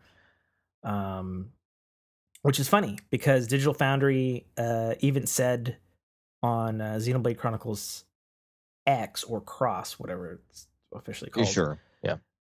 Which only came out on the Wii U and hasn't been remastered yet. That was the technical peak that they saw on the Wii U, and we're just like, man, the stuff that they were able to squeeze out with 2 gigabytes of RAM on the Wii U was really, really impressive. So 3 came out and said, "Hold my beer." Yeah, 3 is like, it's cool. And then what's really interesting is that there's a lot of stuff. Number one is it is the third game in a not connected series. And I say that in the weirdest possible way. In the most Final Fantasy way you can. No, not at all like Final Fantasy. Because the thing about Xenoblade Chronicles 3 is that it's literally the world and universe of Xenoblade Chronicles 1 and 2 mashed together, fighting each other. Okay. And not in like a bullshit, oh, they came through a portal and now I have to fight them, like a fighting game way. In a, oh, this shit's been planned from the beginning way. And we were all too dumb to see it. They had like a press statement. The game director, writer, Takashaki, he said, don't worry, this isn't something that we just came up with on the fly. They're like, we've had this planned since before we finished production of Xenoblade Chronicles 2 way back in 2017. They're like, don't worry, this isn't a rushed thing. This isn't like we have been plotting this the entire fucking time. So yeah, so it looks fantastic. Literally only showed a little bit of open world gameplay and cutscenes, so no idea as to how the actual JRPG fighting mechanics work in this game. Seeing as Xenoblade Chronicles 1 and 2 had very different types of combat systems, it's kind of hard to say. And the trailer wasn't really clear. It didn't. It didn't show that type of gameplay. It showed action cutscenes, and it showed running around a big ass open, gorgeous it felt world. Very Genshin Impact, Monster Hunter in the trailer, right? If that's what you're getting as a non-Xenoblade person, that's fine. Mechanic wise, I mean,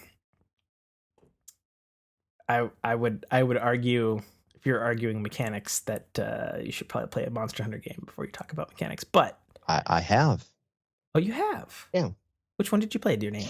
Monster Hunter World. Okay. Well, there you go. So what felt about it? Just like the actual world part of Monster Hunter World? Okay. Yeah. That I get. I get you there. Xenoblade Worlds are way bigger than Monster Hunter Worlds. Oh, sure. No, but it just like the way that, creatures kind of were around in that trailer, right? Yes. Yeah. Yeah, it's not they've never been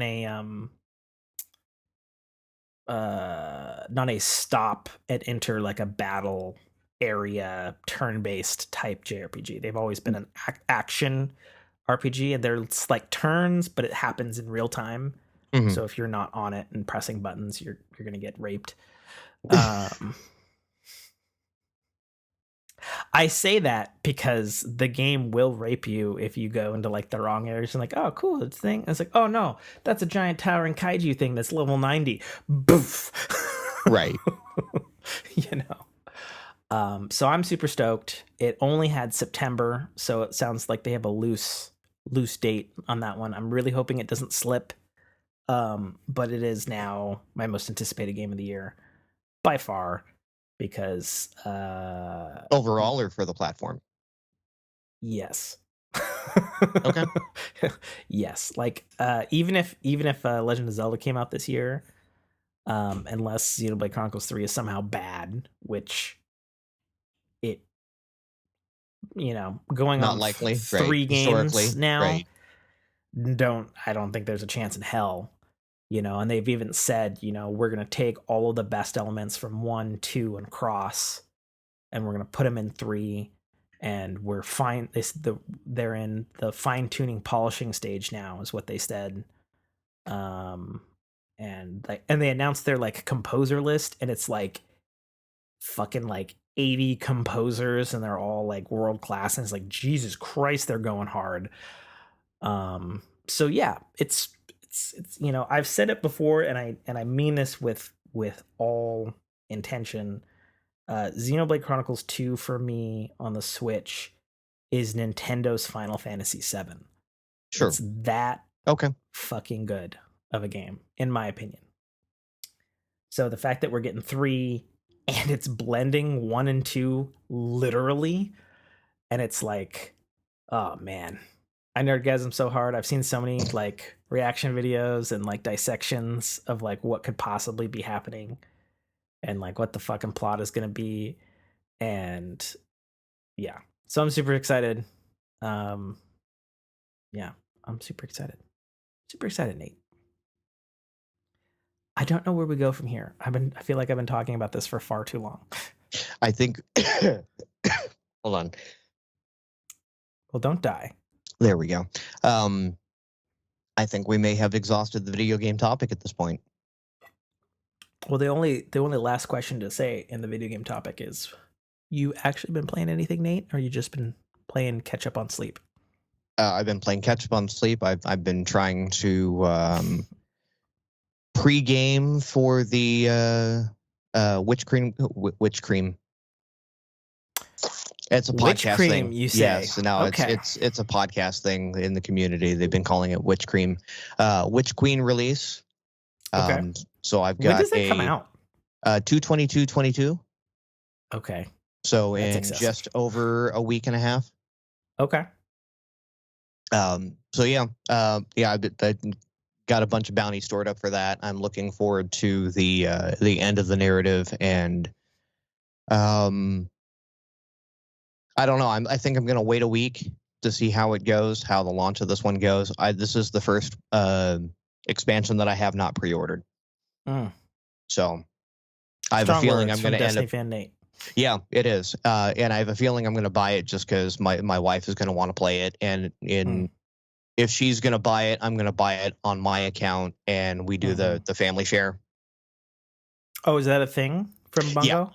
Yeah. Well, no, it's a thing with Xbox. You buy it on the main console and then family share. So you are correct, good sir. Right. So instead of buying it just on her account, I'll buy it on mine and then family share it with her, and we both have it. So that is a problem that's gonna quickly come up for me, because of Horizon 2 Forbidden West. Because that was a problem the first time the first Horizon came out, and Jessica was super into it, and we ended up getting 2 digital copies. So I was thinking this time for Horizon, probably gonna grab a disc, which is not my custom, just because there'll be times where I'll probably be playing it, and it's unlikely these days that she'll also want to be playing it at the same time as me. So if I get a disc, then I can play it, and then when I will probably beaten it or gotten ahead of her, and then we'll just toss the disc back to her. Sure. And go from there. Yeah. So there you go. Yeah. I'm definitely. I'll take a wait and see approach. I know my boys are getting it on day one. And if it's really good, I don't know. Maybe I'll grab it. I don't know.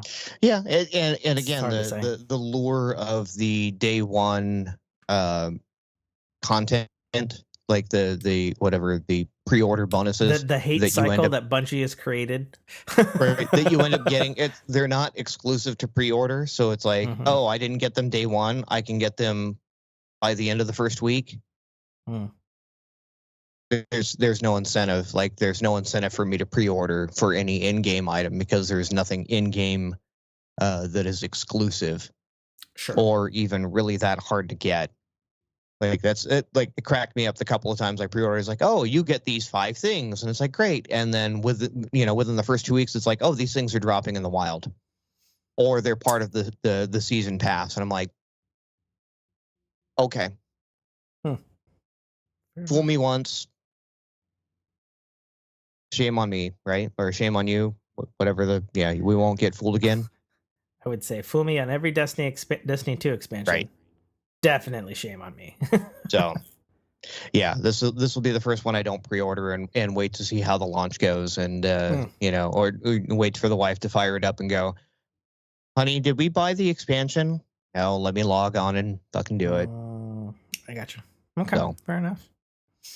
Well, I'm sorry you haven't been playing much this week. I've had the busiest week ever.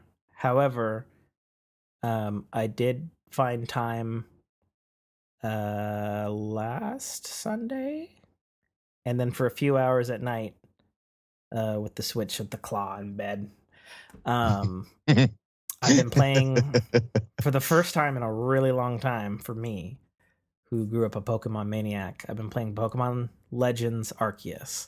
And I think I was about to beat the game the other day. Has it smoothed out? Because I know it was like suffering from some horrible performance issues. Oh no, those still exist. Okay. They're not like game-breaking performance issues, mind you. Like, it doesn't crash, or it doesn't like prevent you from doing stuff or anything like that. They're not those kind of performance issues. They're just the kind of performance issues of like, it's a 20 frame to 30 frame a second game, the pop-in is laughably, ludicrously shitty. Like you're it is, you're in a small room and things are popping in as you walk to the far corner. yes, and like the LODs, like I feel like they only have like 3 LODs. Those who don't know, level of detail that decreases as your viewpoint gets closer to an object in the video game. I feel like they only have 3 LODs. Like it's nothing like any modern game ever. It's like you have like an overworld, and it's like, okay, well that's probably a mountain. You get closer, and it changes shape completely, and you're like, oh, I guess maybe it's a hill. Oh, geez. And then you get closer again, and it's like, oh no, it is a mountain, but it's got trees on it. Jeez. Okay. It's so bad. It is the worst. It is the It is the worst looking Nintendo game on Nintendo Switch. Yep. That's what it is. And it's weird because not everything that you look at on the screen is fucking ugly. Like the actual Pokemon themselves are very nicely animated and very nicely detailed. The UI is super crisp and looks really nice and works pretty well. And like the general art style of the world after the LODs have stopped popping, it's fine. But pound for pound, like the thing that's going around on the internet right now, especially since Xenoblade Chronicles 3 trailer, is like they're comparing this open world to like this tree that as you get near it, it like changes tree shapes. And it looks like, you know, there's just no getting around the fact that this game looks like a fucking, I don't know if you can hear that. Can you hear that coming from the other room? No. Okay, good.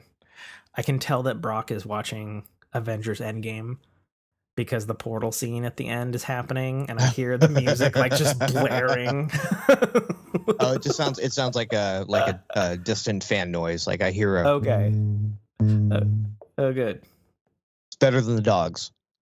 Yeah. See, in about a few seconds, Captain America's gonna say Avengers Assemble. That's what's happening. No, I hear it. I hear the crescendo. Oh yeah, you hear it now? Okay, yeah. Dun dun dun dun dun dun dun. Dropped. He said assemble under his breath. Thor just yelled. Okay, yep, it's happening.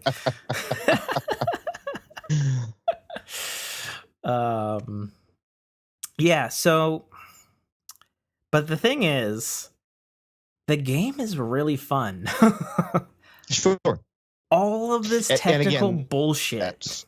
That's what really matters. Again, we go back to the Wii Sports thing. Like it could be the biggest, jankiest piece of junk, but if you pick up a Joy-Con and you have fun doing it. Yeah, it's just weird to me because like the previous Pokemon games on the Switch don't look this bad. Like they just don't. No. And it's just like, it's just weird. It's just super weird how PS2 Wii looking this thing looks. But the game is super fucking fun, man. It fulfills the promise of the mostly open worlds, catching a Pokemon, battling them, literally running away from them with your character because you can get attacked in the wild. Like kind of like what I would have wanted Pokemon to be. Sure. Like 15 years ago when we started seeing open world games really kind of take form. And it's like super satisfying in that regard, but also just like, man, I can't believe it took so long for them to even make, because this is their first attempt, right? Mm-hmm. At finally changing the Pokemon formula and making it, I say mostly open world because it's divided into like six zones, so to speak, like Monster Hunter World style, actually would be a better example.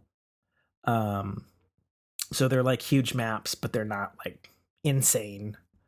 There's loading all over the fucking place whenever you go into a cave or you go to a village or something. Mm-hmm. Thankfully, load times are pretty quick. Because especially where I'm at now, I'm doing fast travel like all the fucking time, and it's a little annoying. But overall, you know, as a lapsed Pokemon player, it's what I wanted to see in the franchise for a long time. The actual combat stuff is good. The open world stuff is good. The cool mechanics of like, they've incorporated some shit from like Pokemon Go, where you like, you know, you like go in third person and you like are like aiming your ball and you like got an arc and you gotta like watch the wind and shit, and you gotta be like hiding behind a tree or grass so they don't fucking spot you, and you can like nail them in the back of the head and stuff. So actual like hunting mechanics to it. Yes, yeah. Actually, yeah. And there's like fucking smoke bombs, so if there's not like tall grass to hide in, you can like ninja some smoke bombs and like creep up and shit to them. And there's like different berries and shit to throw at them. Or because if I'm walking down the street and I suddenly see a smoke cloud, I'm gonna go, oh, that's normal.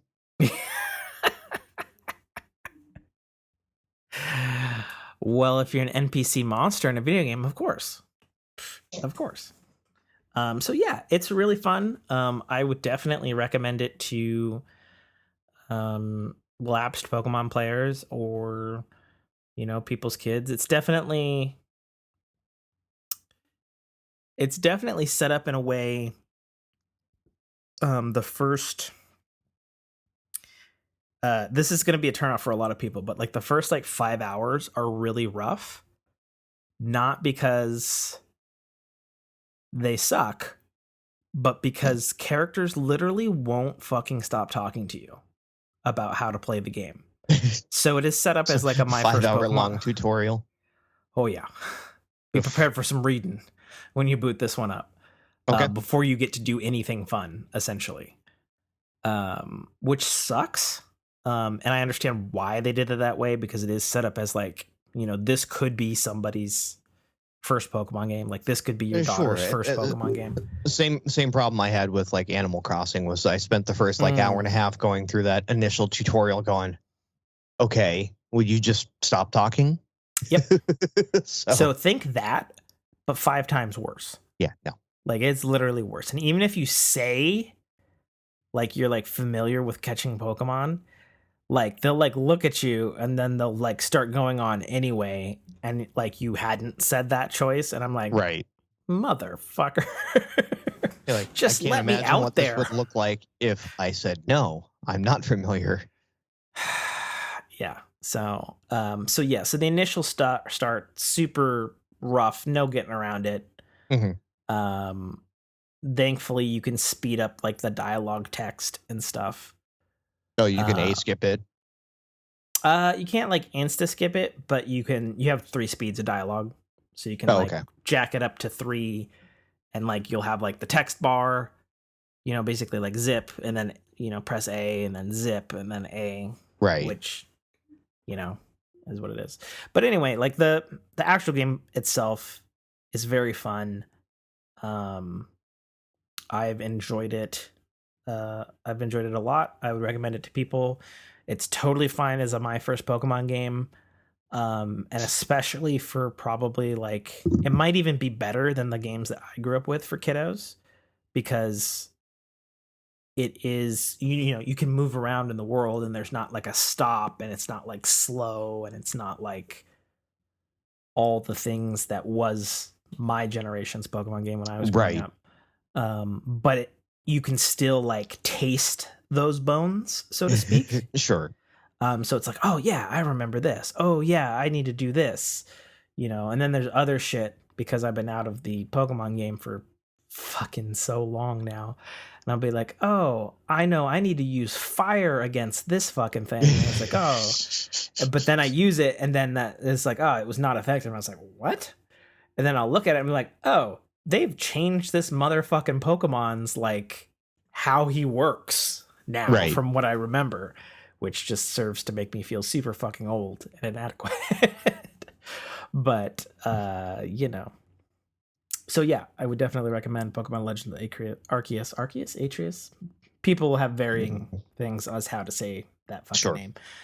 For that. And then that's video games, and we should get to other shit. Yeah, we've been at this for an hour and 50 minutes now. Yeah, I'm sorry. It's all good. You get to edit it, which means you get to run it through the filter. Mm-hmm. What are we doing next?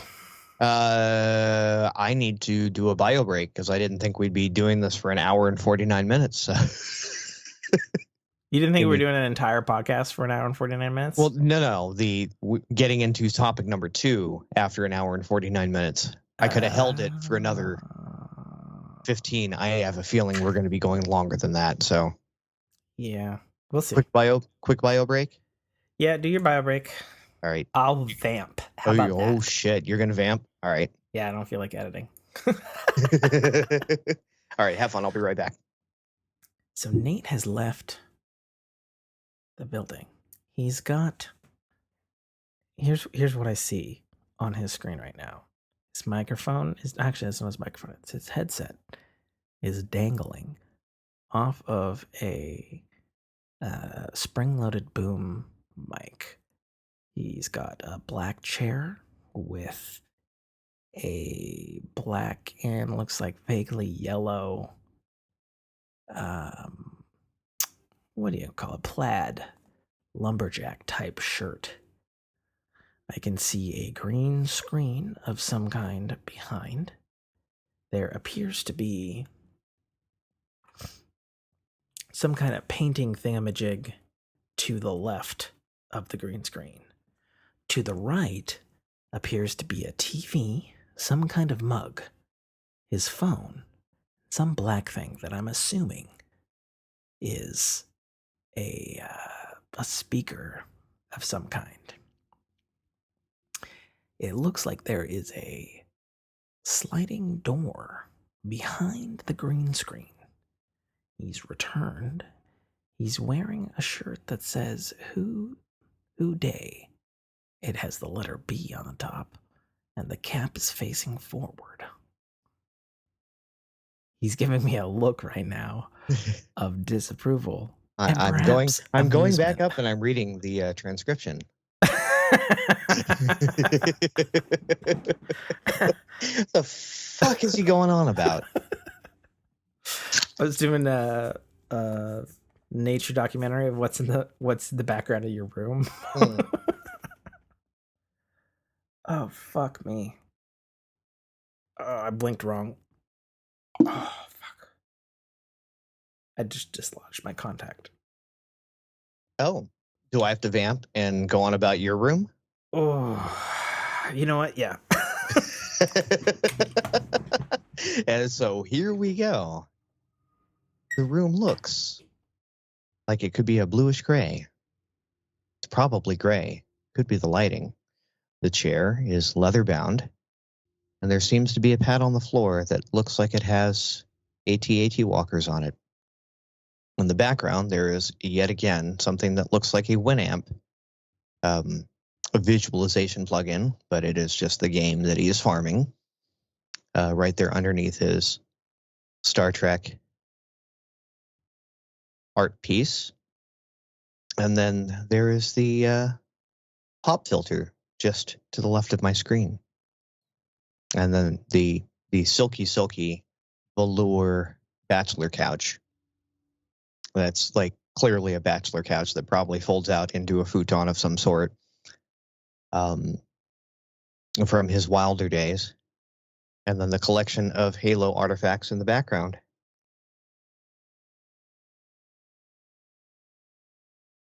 Eddie is taking way too long to put those contacts in. I could comment on his original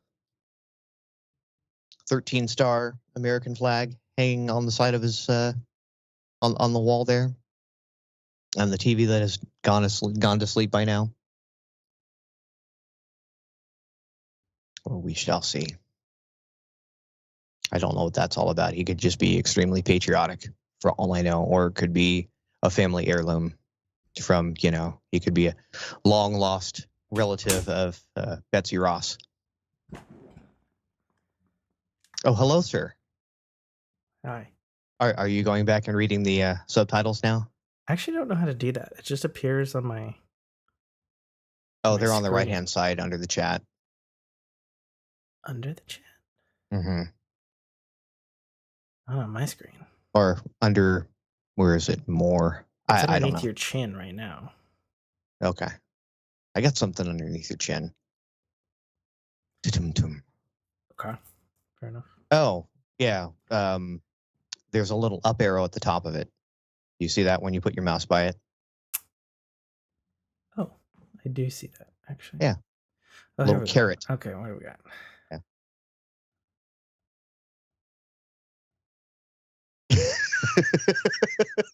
Why is there so many? Oh, here we go. So many what? First one I didn't pre-order. Oh, you've gone way too far up. Yeah, I have 5-hour-long tutorial. Animal Crossing. Anywho. The fuck is he going on about? Oh, hey. Try to go on about your room. Oh, so here we go. The room looks. Could be a bluish gray. It's probably gray. Be lighting the chairs leather bound. Has 80 walkers? At. Oh, that's what that is. Is it at walkers on that? On what? The little cushion on the floor in front of your. No, they're like Indian elephants or some shit. Oh, okay. Jessica's butt pillow. Okay. An elephant is close to an looks walker. Like Winamp. I shouldn't be reading these now. I'm gonna hear them in the fucking edit, but this is fucking fantastic. Feeling visualization plugin. Yep, it is the game I'm farming. Yep. Star Trek art piece. Pop filter just to the left. The silky velour bachelor couch. It's not a bachelor couch. Me and the wife bought it together. Okay. We called. I've told this story on the show before, I'm sure. We even named it. We called it the ELC. ELC. Yeah, the electric love couch. Because it reclines. So I was not far off on my assessment. I just didn't realize that was a joint purchase between you and the missus. Yeah, it was our first Christmas together, actually, because we couldn't. And as such, the bachelor vibe to it of we were like, this is the love couch. I mean, I guess. Yeah, I was not wrong. I mean, it wasn't like bachelor inspired. It was inspired by the fact that I only had a single seat thing in my TV room at the time. And she wanted to sit next to me. And so we were like, well, we could get furniture as our first thing, I guess. Okay, so what's the next topic we're going on to here? I don't know. You tell me, co-host. You want to spin the ring? Do you want me to spin the ring? This is the question. He's thinking about it. He's looking up at one of his monitors because I can see the bluish sheen. I'm looking at the Discord to see what in his eye. Topics we have here. Yeah, you see my lighting. I don't have a whole lot on entertainment, do you? By the way, the flag in the background, that's from Assassin's Creed. The Betsy Ross? Okay. Yeah, because if you can't quite, you see the logo. Oh, I thought that was a separate banner altogether. I didn't realize that was one and the same. No. That's from the Assassin's Creed 3 that took place at the American Civil War. Okay. And the collector's edition came with an honest to God flag, which is pretty legit. If I do say so myself. Right. And it's not Kinda even cool. a shitty one either. It's like double fucking bound and everything. Mhm. Yeah. Still reading the damn subtitles. I want to know. God damn it. Every time you get this devilish look in your eye, and I just want to know. I don't want to know now rather than tomorrow or whenever the fuck I edit this. Oh, and then we're into talking. Okay, so not too much stuff. Okay. Yeah. No, I didn't. I vamped right. enough. All right, what are we doing, co-host? Yeah, entertainment. What do you have on entertainment? I have Book of Boba Fett. We watched an entire season of MasterChef. We watched the Legends one, which was interesting because it had like a stiffer competition and then like other celebrity chefs on and stuff. We gave the new Apple TV show The After Party a shot. Okay.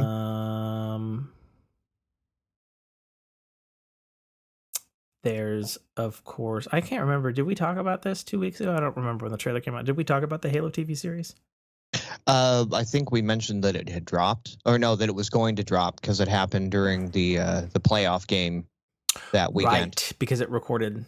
So we have the Halo TV series trailer to potentially discuss. Mm-hmm. We have. I saw the Jurassic World Dominion trailer. I have not seen that one yet. It looks interesting. Sure. Also known as Jurassic World, this time with more fan service and original characters. Why not? Like send it off with a crack of champagne and something like that. Have I been watching anything else? Not really. I've been watching. We've pretty much exclusively been watching this fucking season of MasterChef. For whatever reason this week. Interesting. Like, are either you like into cooking? Because like I'm not. Jessica is super into cooking. Like her, after her diploma job that pays well and babies, her retirement idea is to have a food truck. Okay. And I think, and of course I'm biased, I think she is a incredibly talented cook because she has recreated almost every single dish that I want to eat that I can no longer eat for dietary restriction reasons. Mm-hmm. Like just this week she made breaded deep fried chicken nuggets, and the chicken was the moistest fucking chicken, and it was some piece of shit chicken we had in the freezer from who knows when the fuck. Right. And she's always doing. I mean, I'm telling her like I think honestly we should do a cookbook or a YouTube show or a blog or something, because like the way that, because gluten-free cooking is so hard as it is already. Yes. Like the fact that she's, in my opinion, like mastered so much stuff. Like she makes the best fish and chips that I can think of. She makes the best fucking fried chicken now. She makes the best this, that, the other thing. There's not much she hasn't attempted that like was something that I'm like quote unquote missing. Right. From like my food wheelhouse. And she bakes and she does all these fucking things, and like for example, like her birthday was the end of the month last month, and so for her birthday was switched that she wanted to have her whole family over and she wanted to cook them dinner. Like that was what got her juices flowing. So she loves to cook. So yeah.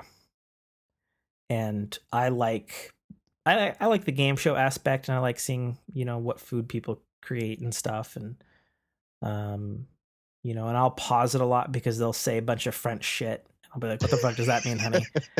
And then she'll be like, oh, it means blah, blah, blah, blah, blah. And I'm like, right. Oh shit, that's crazy that you know that. Right. Yeah. Yeah. So yeah, no, she's super, super cooking inclined.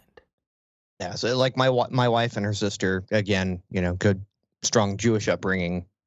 Food is a thing. Oh, yeah, 100%. And they also like the cooking shows. And I'm a disaster in the kitchen. I've literally messed up Kool-Aid having someone watch me make it and measure it. Okay, hang on a second, Nate. I gotta get a little closer to the mic for that one. How do you mess up Kool-Aid? That's exactly what she said. No, I'm like, no, you no. watched me do this. You watched me open the packet. You watched me. 4 things. 3. It's water, the packet, and sugar.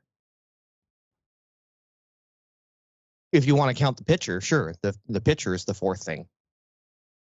It's 3 things, Nate. Uh-huh. How did you mess that up?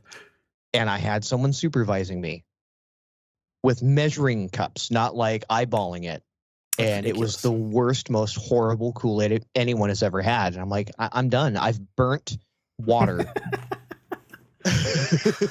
So wow, that's good to know. Yeah. So me watching cooking shows is just like, wow, it's amazing that these people, can grab 10 things off a shelf and make something edible out of it. And I can't take a thing of Easy Mac, put water in it and stick it in the microwave and have it come out right. Oh my God. That's, I'm sorry. You're in cursed? my bachelor days, I survived on TV dinners and ramen. Yep. I bet living the good life. Yeah. But yeah, other than that, yeah, like I think the only thing I've been watching, I've been keeping tabs on Book of Boba Fett. You finish it? Oh yeah, I did. Okay, cool. What'd you think? It was a great season of The Mandalorian. Yeah, and it was a good throwback. I think the Book of Boba Fett from where it left off at the end of Mandalorian to where it finished at the end of the series was 4 days? About a week, sure. Right, about a week. Which was was kind of weird. It was a lot of pretense and whatnot. I'm happy with the series. I don't know if it's going to get another season. I'm looking forward to the stuff that spins. Yeah, I'm looking forward to the stuff that spins off on it. Like where it moved forward Mandalorian better than it moved forward itself. Yeah, that was weird. Like I think it moved forward Ashoka more than it moved forward itself. Yeah, that's true. So it goes back a minute. It's odd to me that there were 2 whole fucking episodes out of the 7 episodes that were just the Mandalorian episodes. Mm-hmm. Like, they were fantastic episodes. Exactly. I'm not discounting that. But at the same time, and one of those 2 episodes, and one of those 2 Mandalorian episodes was probably one of the best Luke Jedi episops. Right? Yeah, it was super good. That was super good. And super good deepfake tech. Whatever they were using, it was certainly way the fuck better than season 2 of The Mandalorian. That's for sure. Very good shit. I actually saw a low-level ILM artist on Twitter talk about that scene. Mm-hmm. He's like, well, I'm not supposed to talk about it, but what I will say is I spent a lot of time on those fucking frogs, man.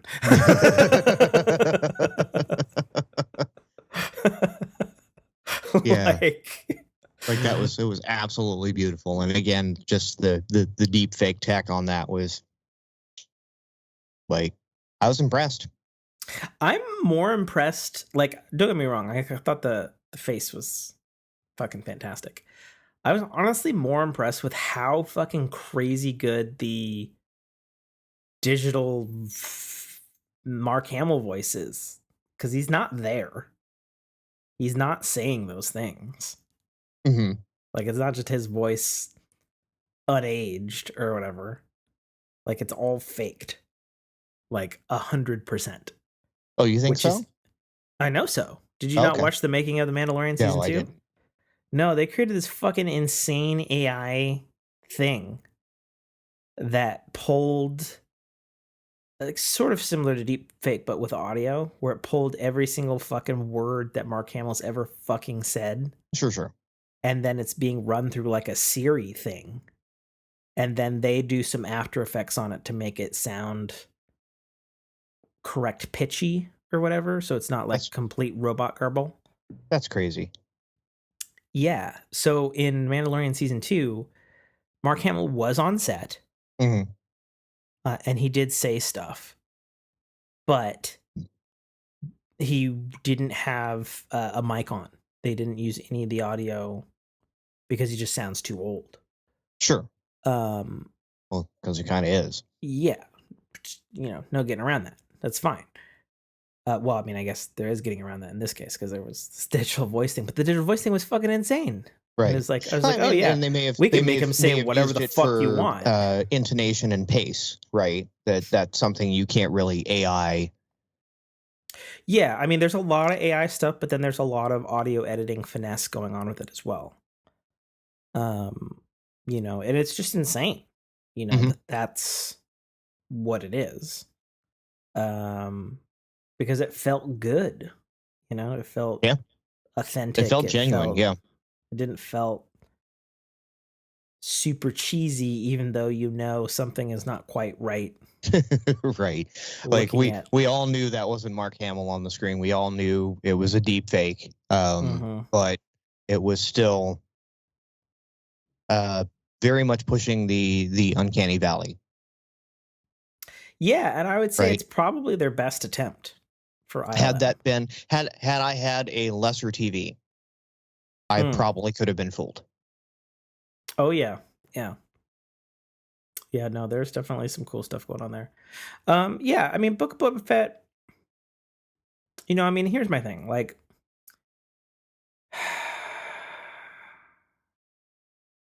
this is a weird statement, but I'm going to make it. So it should be well established in this show that I'm a Trekkie, first and foremost. But I love Star Wars, and I'm well versed in the entire universe. Not just the movies. I've seen all the Clone Wars. I've seen all the fucking Star Wars Rebels.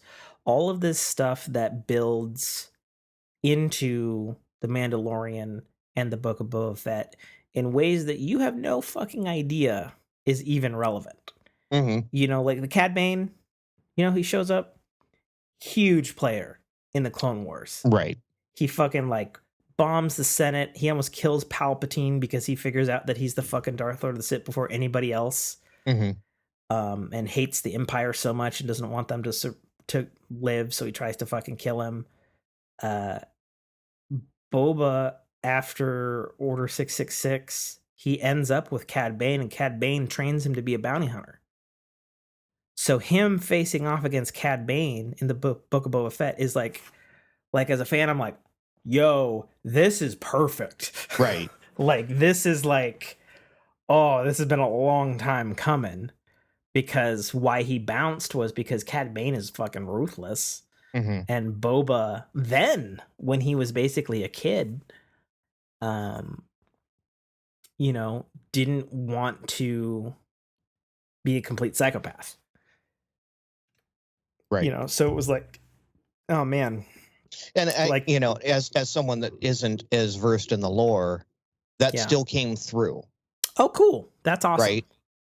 And so that's something I appreciate, because I actually look back into that. I'm like, why? Some of the, like I'm listening to the dialogue and go, they have history. Oh yeah. And it comes, and again, that comes through, and you go back and you look at it, and for someone like you, that's it's a lore nerd, it's just like this a payoff for years and years and years of narrative, and it wasn't lost on the story noob that is myself. Yeah, because that's I've seen a lot of people bitching online about oh well, it didn't really feel like Boba Fett, it didn't really feel like this, and then my immediate answer is well, if you're a Boba Fett fan, you should have watched Clone Wars. Mm-hmm. Because there's a lot of fucking Boba Fett in Clone Wars. Like young Boba and him fleeing and where he goes and why he turns to being a bounty hunter. Mm-hmm. Like all these different things. Jessica has just texted me. Am I still podcasting? Not for long. Yes. What's wrong? Question mark. What's happening? Mm-hmm. Red. Typing.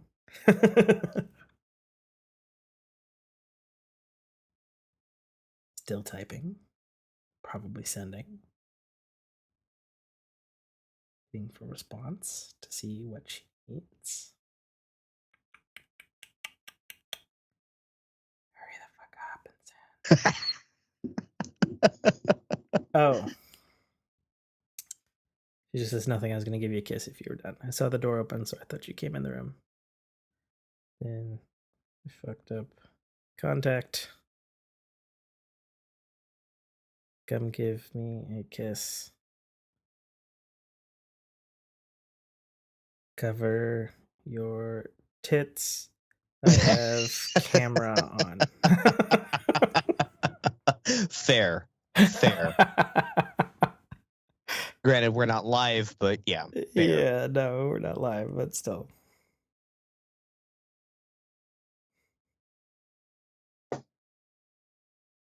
Oh.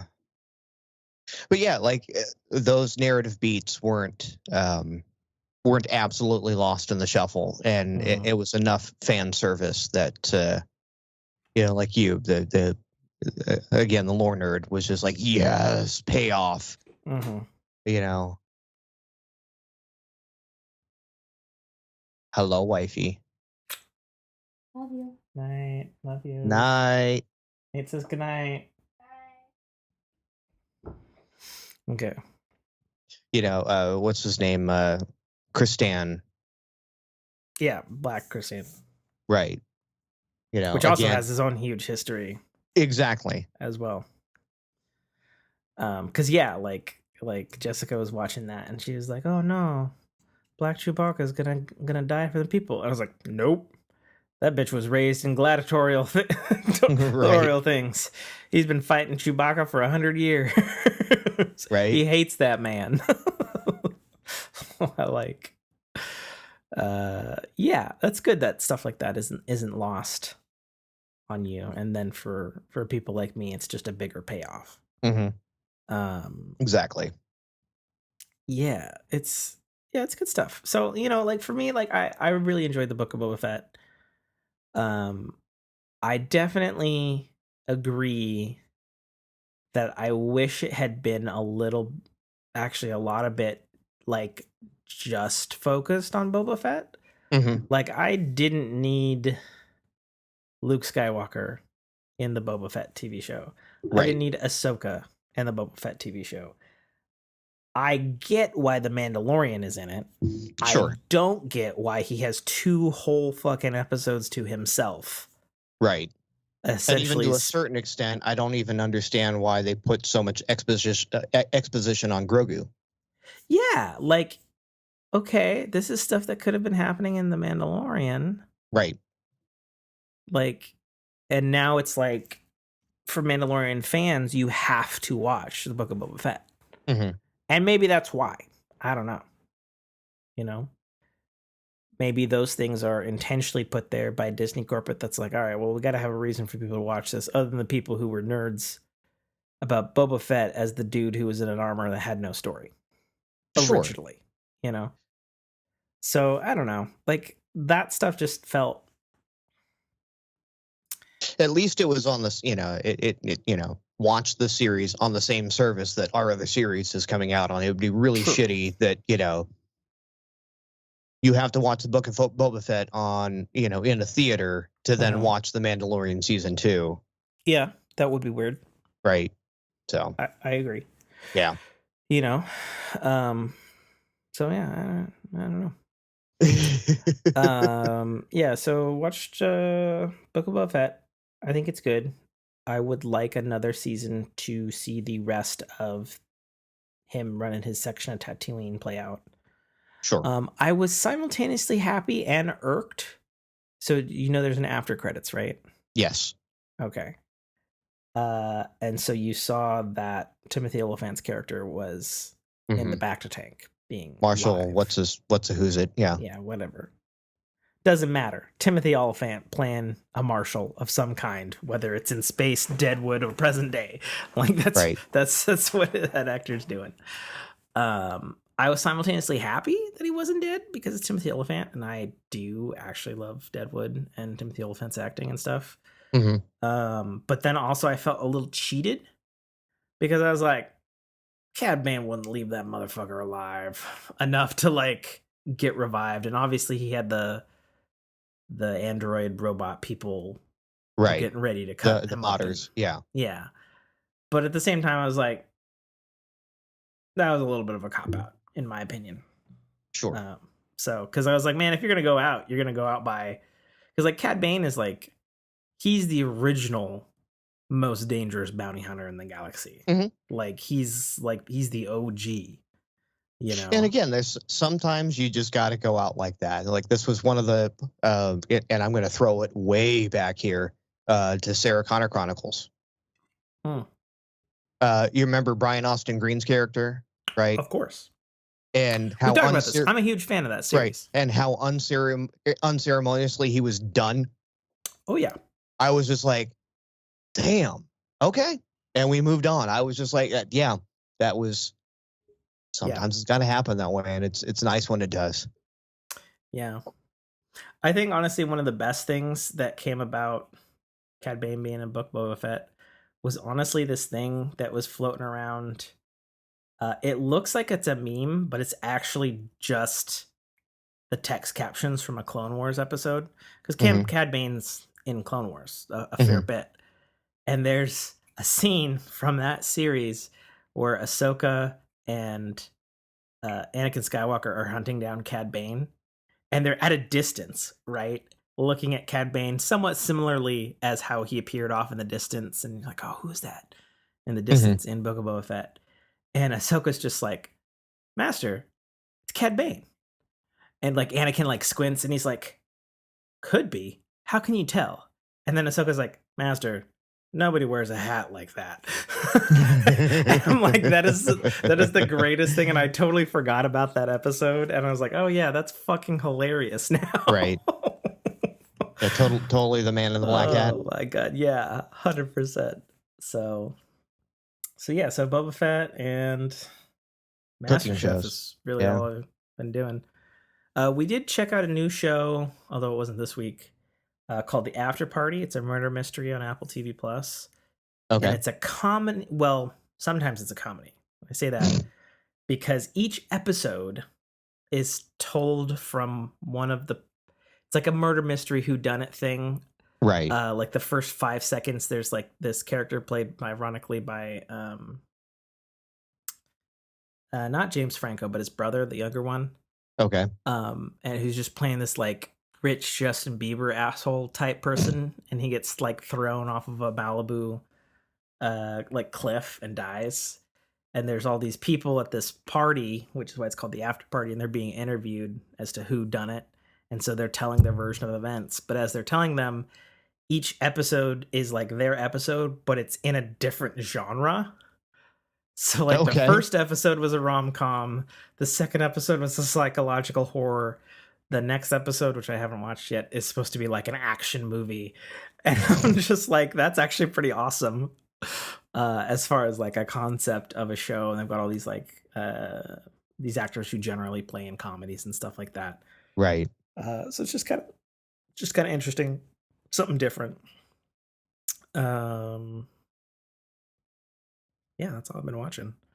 And the only other thing I can think of is I saw the Jurassic World Dominion trailer. Looks different in the fact that dinosaurs are everywhere on the planet now. And it looks like a lot of time has passed, and there's like a lot of snow stuff happening. Okay. Are they still on one of the islas, or? No. So the end of the second movie, all the dinosaurs escape into the world. Oh, sure, the flying ones did.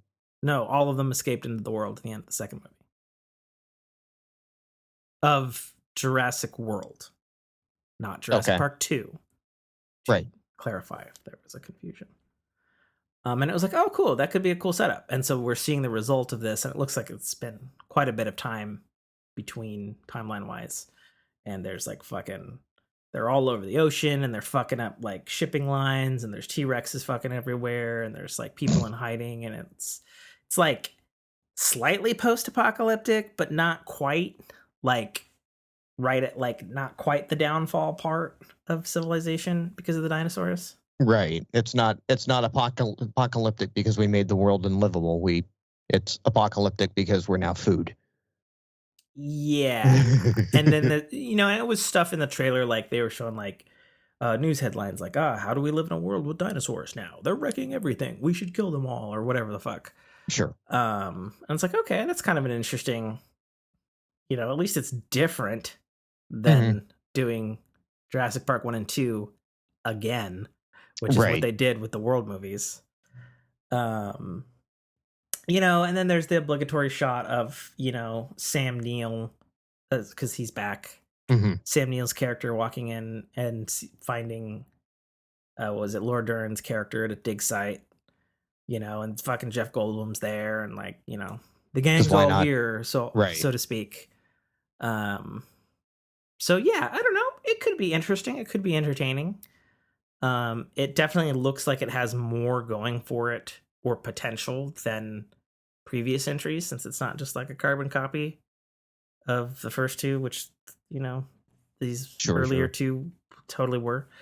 So that could be interesting. And then obviously the other one that I could literally spend an entire podcast talking about is there's a big old trailer for the Halo TV series coming March 25th. I'm assuming you saw it, Nate.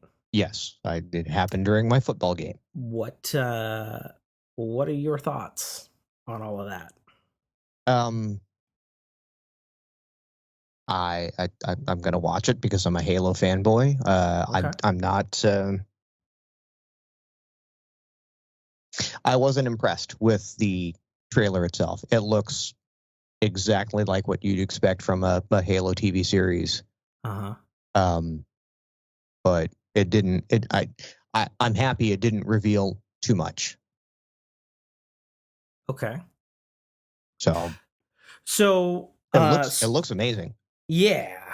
Rumors are coming in that they're spent like $9 million an episode or something for this, which is the highest TV budget ever, obviously, until Amazon's Lord of the Rings comes out. Picard's pulling 8 to 9 an episode as well. Well, maybe I guess that's probably about average then, given the way the Star Trek TV shows have gone high budget, and it's worked for them, in my opinion. And obviously, it is on Paramount, so they would know, all right, this is what we need if we're gonna have a ton of special effects. And it looks like you muted your mic and are dying now, a slow, terrible death. Yeah, I'm good. Oh, he says he's good. Look at that.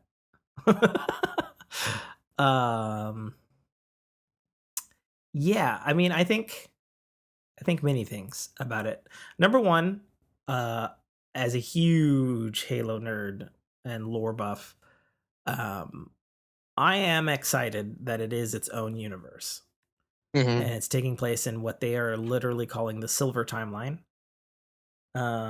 Which means nothing to me. Yeah, that's just a name because it's on the silver screen. Oh, okay. Whatever. Yeah. So we're gonna have a Halo game, a HGU, an HBU, and an HCU kind of thing.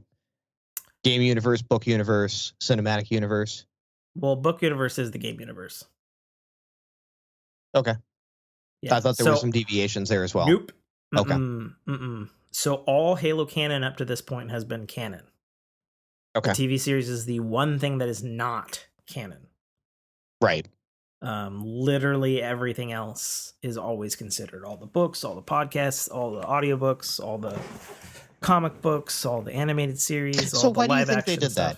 Like, what do you think that decision was? So do you like that decision? I think two things. Number one, because Halo is now basically almost 25 years old.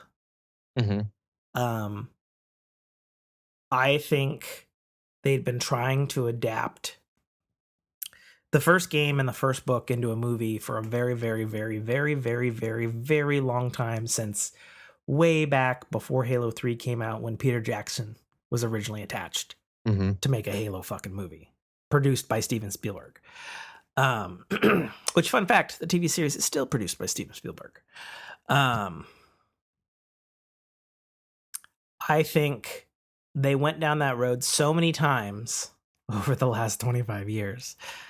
And they were like, we literally cannot make this good. We're cutting too much story out. It's going to be too popcorny. It's going to be too this. It's going to be too that. Like, it's not working. And I think, because remember, this TV series was also announced way back in 2013, actually, when it was still on Showtime. And I think they did the same thing and went down that route for the TV series. And it was in development hell forever for the same reason. And it was always story and what are we delivering to the fans and what are we delivering to potential new people.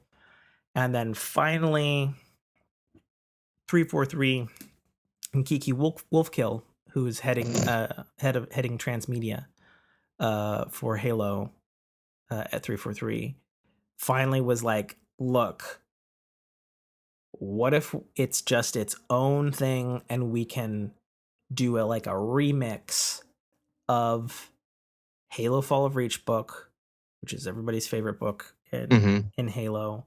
It's also the most canonically substantive to Halo lore, and at this point has been fully integrated into the games through Halo 4 through 5, or Halo 4 through Infinite. And what if we did a remix of that and the first video game, so that we're servicing stuff, we're giving some new stuff, we're giving some different elements, and then we also avoid our huge Halo fan base going, oh, it's not like the game or the book, and it's not like this, and fuck you. Right. You know, you had one job, or whatever. So we avoid that pitfall by being upfront and saying, this is Halo. This is going to be similar, but this is not going to be the same. And we're going to be really, really upfront about it this time. And we're going to own it as this being in its own split for the first time in Halo canon. And I think what they showed in the trailer, because I've picked it apart. Of course you did. Yeah, I think what they showed in the trailer is all really good stuff. I love that they showed the Spartan program being fucked up, because it is. I love that it showed looks like the human insurrection stuff, which is why the Spartans were originally created, by the way. And it showed that with the girl on the sand planet and being like, "You're Master Chief, why are you helping me?" And that general distrust of the Spartans. I liked, and I know this is controversial because some people definitely don't like this, but I, as a huge Halo lore person, I'm like, actually, that makes total sense to me. I like that there's this white-haired chick that is a woman who has been abducted by the Covenant and raised in the Covenant belief system.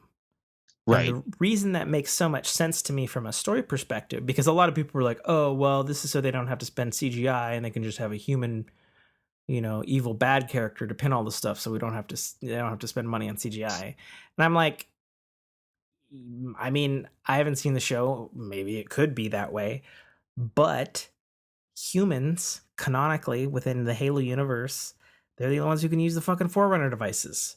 Right. Of course, the prophets would want to abduct a human and indoctrinate her into the thing, so they got their own little human, which then makes her really dangerous, and she would need to be killed, because she is, while she's living, that's bad for all of the Covenant, or all of the humans, so I'm like, okay, that's cool. And then other people were like, oh my God, and she's got the worms or the flood or something. And I'm like, nope, that's not the flood. That is the I forget the alien name for it, but the hunters are a complex of worms. Mm-hmm. And so that's her commanding the worms to fuck people up, which we've heard and read about in the books for years and years and years and years. So it's like, no, they seem like they're on it and they're respecting the universe. There are things that are different. You know, like I'm not a fan of the fact that Chief's blue team is entirely new people. I'm like, I don't know about that one, but okay. Right. You know, I'm not a fan that Miranda Keyes is now no longer a captain and she's like a civilian scientist person that's helping Halsey. Mm-hmm. I don't know why the fuck Halsey has a British accent, other than the fact that the actress who plays her is British. Right. You know, I'm excited. You know, obviously there's the one shot in the trailer where it was, you know, hello Chief, I'm Cortana. Right. You know, and it is Jen Taylor. It's Jen Taylor in voice, and that's also her on set. Yes.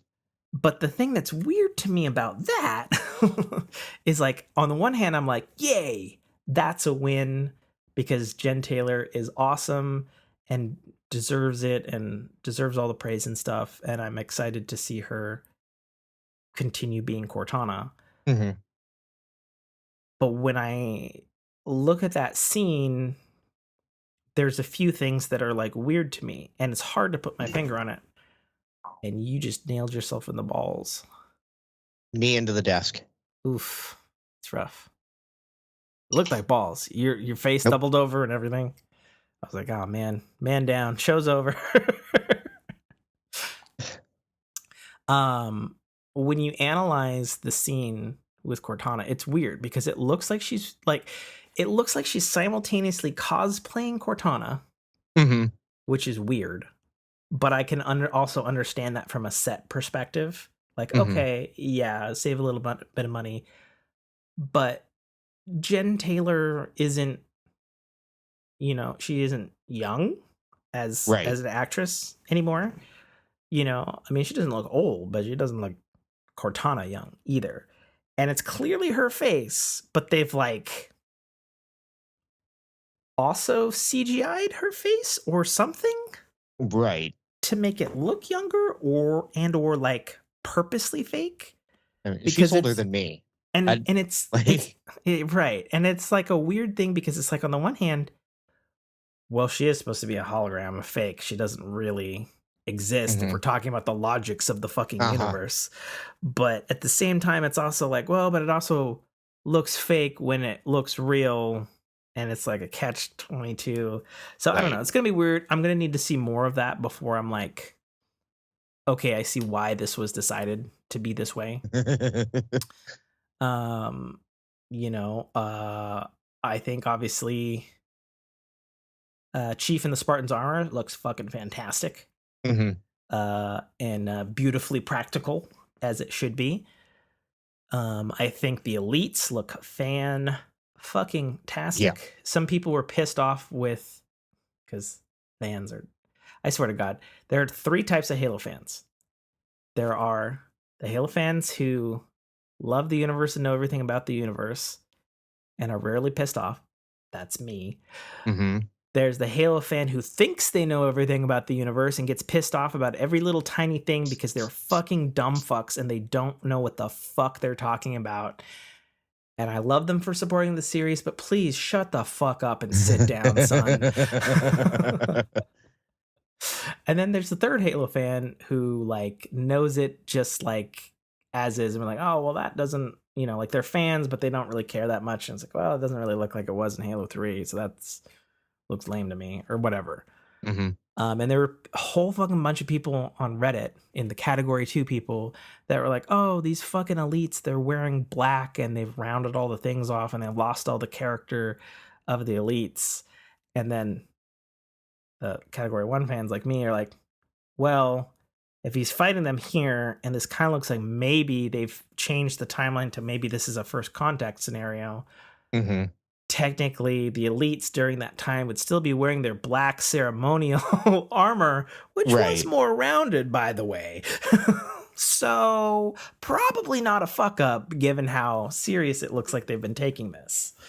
Just saying. Just saying. You know.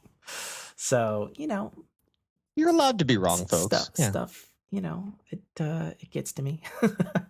Right. And like I'm a fan of the series. I'm not that invested in the lore, so I'd probably be a category 3 fan. Sure. Yeah, and that's totally fine. Yeah. You know, and because it looks like it's a good spot for people who like. Uh-oh. Hang on. Now what? I see something not moving when it should. Okay, we're fine. Okay. Nothing actually went wrong. It just wasn't. Oh, I couldn't see the sound. I couldn't see the sound bar or the waveform appearing in Logic, and it just decided to not scroll and record for some reason. But it was recording, so it's fine. Everything's fine.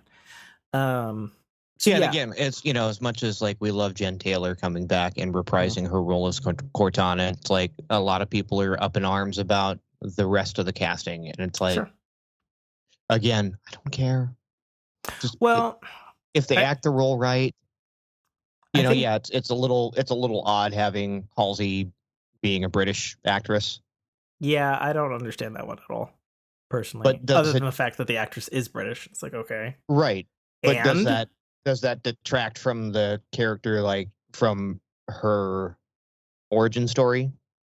Well, so it's complicated because as a huge fan, I've known about this series for a while, and that actress who's playing Halsey was also supposed to play Cortana. Like she was supposed to play both. But COVID happened. So this show started production the end of 2019. So it's had a road to get onto screen. And something happened with her schedule, and however she was doing Cortana wasn't working. One or the other happened, and then they announced, I think it was last summer, that Jen Taylor will be playing Cortana. So it's like, I don't know what happened exactly, or why she's British, or maybe she was British and she's trying to do a British Cortana, which that would have pissed me the fuck off more so than the Doctor being British. But the reason it's odd to me is Cortana is a brain AI clone of Halsey, which is why they're played by Jen Taylor both in the game. Gotcha. Okay. So if she sounds British and Cortana just sounds like Jen Taylor, a little weird. Okay. A little weird to me when canonically, I'm sure there's going to be a thing in the Halo TV series where they're like, what the fuck are you doing, Halsey? This is literally illegal for you to clone your brain. Right. And Halsey's response, because they've done it in the games, they did it in Halo Reach and they did it again in Halo Infinite, in-game cutscene, where she's like, you know, we make smart AIs from the smartest minds, and there's no smarter mind than mine, so fuck off. Right. Essentially, is what she says. So it's like, yeah, it's a weird one, you know, and I don't know. I could like the new cast of Spartans. I'm glad that the Spartans in his team are not the Spartan serial numbers of his actual team members in the lore. So potentially his real team could come back because he did go on other teams. Right. You know, so there's a chance for all three of his new team members to fucking biff it in this series, so to speak. You know, and then as far as people, you know, there's of course the people bitching about, oh, well, if they got Jen Taylor to do Cortana and we've got this guy playing Chief, why doesn't Steve Downes do Chief's voice? And it's so funny because Steve Downes has actually responded to this this week, actually. And he said it would have been a blast. He says, except Chief is not being done the way that he's done in the games where he's doing the voice. There's another person doing the motion capture in the volume. He said he's being played by him in and out of the suit. And Right. that's what the chief himself said. You know, and for better or for worse, we're going to see Chief out of the suit. I think it will be fine. I didn't. You don't need that Darth Vader moment where it's James Earl Jones until he takes off the helmet. Okay, so I have a thing on the Darth Vader thing, specifically because this is a thing that annoyed me. So I can clearly tell that the actor is doing a voice for Chief, which is fine. Mhm. That actor actually does a lot of voices in all of his various roles. He's done Irish, he's done Jersey, he's done all kinds of stuff. And he's actually a really celebrated actor. He's got like 10 awards. Like he's no fucking joke as far as an actor goes and his credits. Pablo Schreiber. Yeah, he's also like a giant fucking man, which is also what's needed to play Chief. So, you know, I'll be like, all right, well, he's an accomplished award-winning actor. I mean, yeah, you're probably going to see him out of the suit. You know, I didn't mind the voice he was doing for Chief. You know, he was clearly doing like a military gruff voice, which is fine. I didn't hate it. What I do hate is that in the trailer where he's like, oh, it's an alien artifact or whatever, that his voice was coming out of a helmet like radio thing that sounds like the Darth Vader fucking Star Wars filter, Mandalorian filter. And that pisses me the fuck off as a Category 1 Halo fan, because they go out of their way to explain how good the microphones are in the helmet and the speakers so that when you're shouting in combat, there's none of this garbly static helmet bullshit. Right. Which is why there's none of it in the games, by the way. Because he's a fucking Spartan, not a goddamn ODST, where they would have that crackly shitty radio. Right. So... That's Halo, not Red versus Blue. Sorry, that made my blood boil more so than the voice. And I was like, okay, guys, no. And it's so funny. I was angry about this, and Jessica was talking about it to me, and she was like, well, you know, she's also like, well, you also don't know how they recorded. For all you know, some of that is real because he is doing his lines in a helmet in wherever they're shooting. And I was like, no, that's... You want to describe what just happened? Nope. All I know is it's fucking late. Yes, it is. Oh, yeah, it was the midnight Amazon profile that just turned off the lights and turned on the fridge. Fans. Not that one.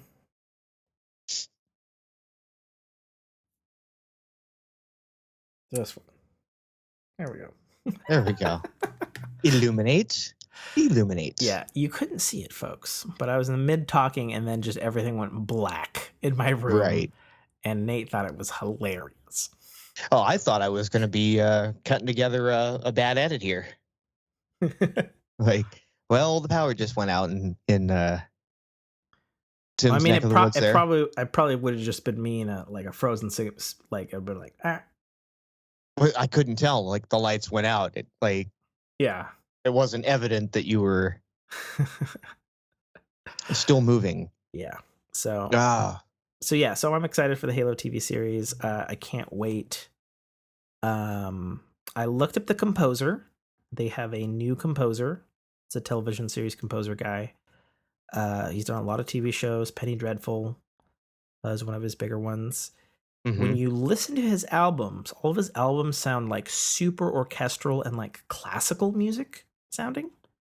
Okay. Which is not bad, because Halo's got a lot of that. A good complaint of the Halo TV series trailer is, because it's played to a epic cover version of Phil Collins. Is the song actually called "Can You Feel It"? In the air tonight. You know the song I'm talking about. Yeah. In the thing, I don't remember the actual. Tonight. Yeah. Is that what the song? It's played to that, and I think this is a universal complaint. It's like, that's cool, and it's impactful and neat since it's a live action thingamajig. But why in the fuck do you not have a hint of the Halo theme that is one of the most recognizable themes on the planet? Oh, I don't know. Science has proved this. Might have something to do with the active lawsuit that's currently going on between Michael Salvatore, Matty O'Donnell, and Microsoft for unpaid royalties. Yeah, I don't know. Like, I don't know. I just hope the score's good. Chances are, now that you mentioned it, chances are that probably had something to do with it. Maybe. I don't know.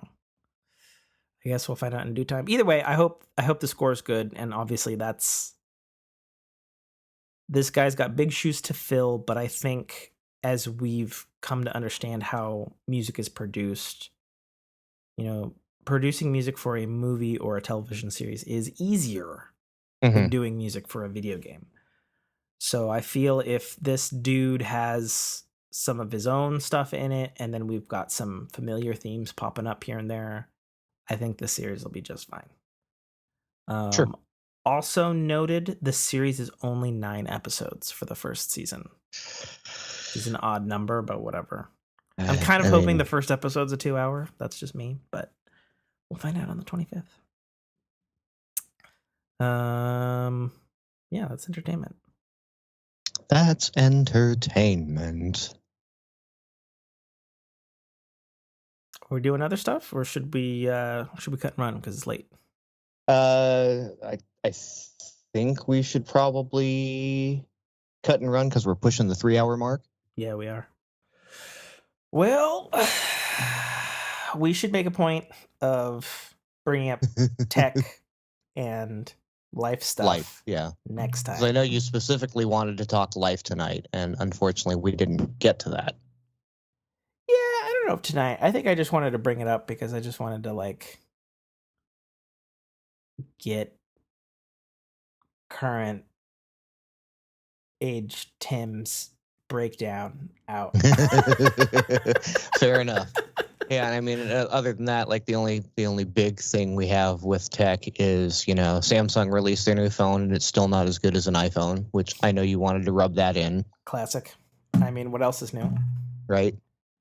I think bigger than that is that ARM is no longer no longer being purchased by NVIDIA. I finally looked into that, by the way. The long and short of that is you can thank the United Kingdom for fucking that up. The antitrust. Yep.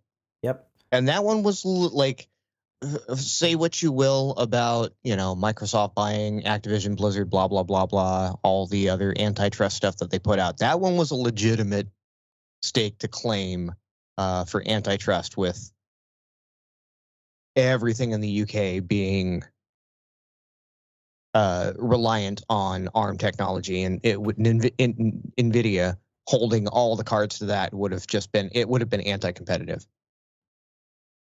I mean, I personally don't see how it would have been anti-competitive, personally. I mean, the thing about ARM is you wouldn't want ARM to go to Microsoft or Apple or Google. ARM, and we've talked about this in the show when we thought the deal was going through, ARM going to NVIDIA makes more sense as they are builders and distributors of technology. They want, their stuff to be made and built by everybody and licensed and stuff, which is what ARM is it's a licensed technology. And my understanding from the current license holders aren't the manufacturers, though, correct? Correct. So I think that's where the issue comes into play. You can license the tech, but if you're the one that's manufacturing it and you're also the license holder, you can decide to either not license to a competitor or make it cost prohibitive to license to a competitor when you're producing the chips. I mean, yes, but that same statement could have been made for if Apple or Microsoft or Google had bought that. The difference is, I'm saying NVIDIA is already in the space of their GPUs are made by MSI and Asus and everybody else under the sun. They were in the correct position to just keep ARM moving forward as licensed technology being Sure. manufactured by others, which is what it is. Mhm. I heard some stuff from not Hogue, but a technologist dude who said that essentially UK was not only trying to block it because they were being selfish, but because now SoftBank, a Japanese company who Mhm. owns ARM, which Mhm. operates in the UK because Mhm. weirdness, they said their new plan is to open an IPO, and because the UK fucked them on this, and I didn't know this because I don't know stock markets, but I guess there's more than just the New York Stock Exchange. I Mhm. didn't know this. Mhm. And rather than opening on the UK Stock Exchange, SoftBank is giving a big old fuck you to the UK, and they're moving And moving into the it to Nikkei? Nikkei, Yeah. New York, yeah. No, the Nikkei index. That's a Asian stock market. Oh no, they want to do it on the New York Stock Exchange. Oh, okay. And that Because was it'll get better buyership. Yeah. probably, I guess. Yep. Which makes sense at this point, since, you know, if other people didn't want the ARM purchase or the antitrust or blah blah blah blah blah, I guess an IPO is probably the next move. Mhm. In which case, I'm bet your bottom dollar. What's it? Fuck, I'm forgetting who makes Snapdragon. Qualcomm. Qualcomm, Microsoft, Google, Sony, Nintendo. Everybody's gonna be in on that IPO. Oh, sure. You can Even bet your Samsung will be ass with their, they will because be in they're, on that stock. yeah. You know, Yeah, Samsung's what, the next best competitor right now with their Exynos chips no, in the mobile space? no. Well, and of course, obviously Apple, but that you're not getting Apple Android phones. No. Qualcomm would be the closest competitor in the smartphone Well, that's what I'm saying. space in terms of Qualcomm is CPUs. the number one. I'm saying number two would probably be Samsung's Exynos in that space. If you're looking at it strictly from an Android perspective, yes. Sure. Because obviously it's like it's Apple.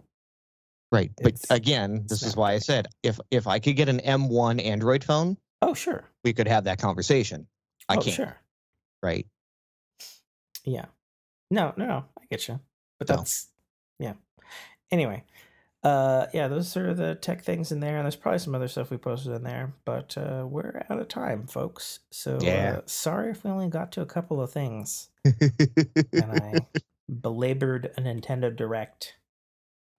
But yeah. Exciting times, though. Exciting times. Are they exciting though? Like, yeah, we definitely had like this one. We've had so many episodes that have been game light. So it's about time we had one that was really game heavy. You're not wrong. I feel like I definitely complain about that in probably almost every single episode, like the last 10. So 10 now we've made up for it, right? Yeah. No, it'll be good. It'll be good.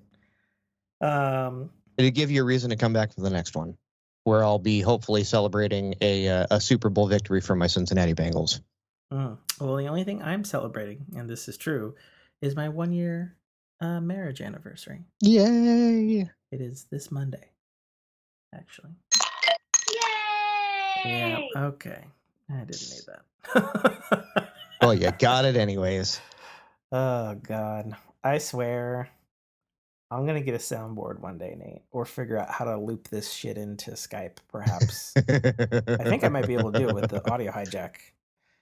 And I'm just going to... You don't even know how many sound effects I have, Nate. I have like 23 gigabytes worth of sound effects. Nice. I will find stuff. I will put that shit on shuffle.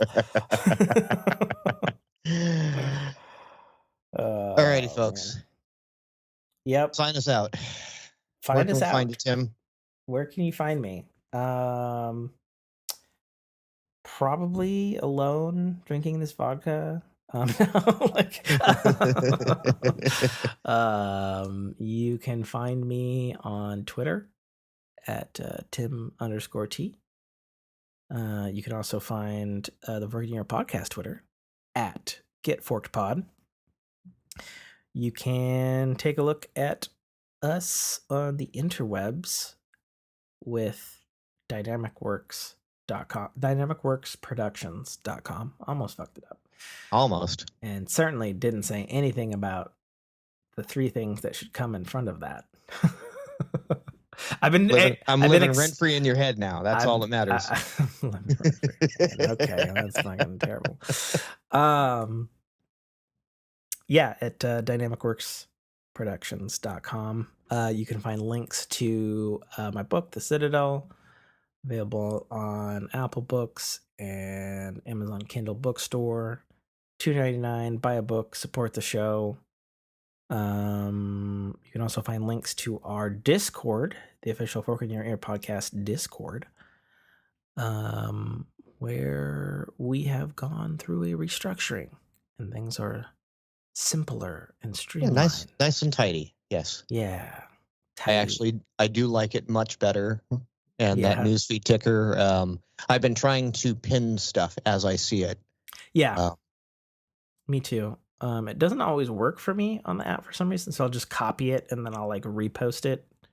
In its appropriate category. Yeah. That works too. Yeah, I wish there was like a bot that could just determine which was which. That would be fantastic. But yeah, we welcome any and all of you to come in and bust our balls in the Discord and ask questions and contribute to anything you see fit. Well, not anything, but most things. It'd be great. Come join the Fork fam. We will welcome you with probably belated open arms because me and Nate work like real people. Wait. I have one last thing I have to say because I forgot to tweet it. So I was working. This is simultaneously life and video games. There you go. This is the thing to close out the show. So I was at the new, what do they call it? The Kraken Community Iceplex up in Seattle, which is the headquarters for the new Kraken team. And I was in there at like 4 a.m. for some fucking unknown reason. And I was working on automatic door because that's my day job. And behind me was like a whole plethora of Xbox Series X's set up in locked cages with the NHL, whatever the latest one is, right? And, big old EA Sports, advertising. I mean, it's a real sports center arena place thing. And I had heard from the electrician that I was working with that he had to replace and rewire the Xboxes from there. And I was like, what? What do you mean? He's like, yeah, so when we put them in initially, I guess they forgot to put the lockboxes on, and a hobo came in and just jacked all the Xboxes and just left out the building. So, Whoops. Yeah, he's like, yeah, so, they got new ones because they're sports centers. They got them sent. Then we put locks on it and stuff. And I was like, oh, okay. When did that happen? He's like, like a couple weeks ago. Like, oh, that's weird. And then he was doing something, and then Brock was doing something, and I was kind of left not really doing anything because they were like both up in the ceiling doing shit. And so I was just like tooling around, and I was looking at these Xboxes, and I was like, what? Why does the picture look weird on these? They were clearly like some super fucking nice Samsung TV. And so I booted out of their games that they had running, and I went into the settings of like 4 Xbox Series X's because they had set them to 720p for some fucking reason, and the displays supported 4K UHD, right? And they were 120 hertz displays, and so I set them all properly, and I balanced all the fucking Xboxes at the fucking Kraken Center. And I wonder if they were running into like a multiplexer or something, and that's why. And you just screwed it all up for them. Because I looked at everyone, and everyone was fine. Okay.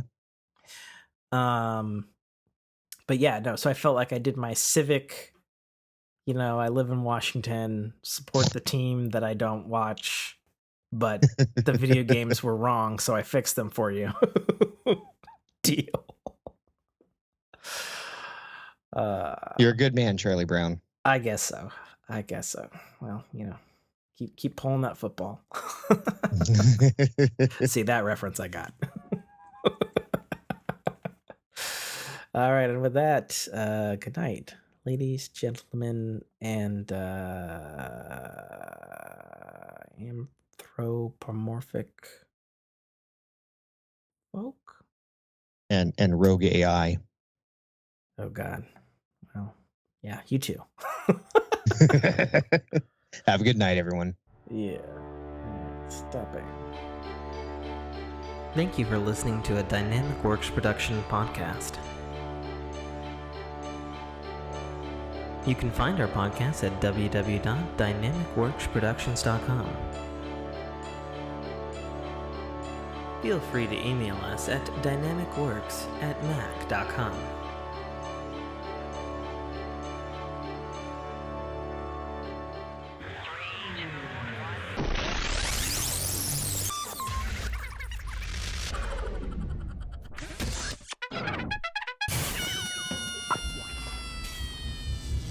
Dominic Armato, the voice of Guybrush Threepwood, and you're listening to a Dynamic Works production podcast.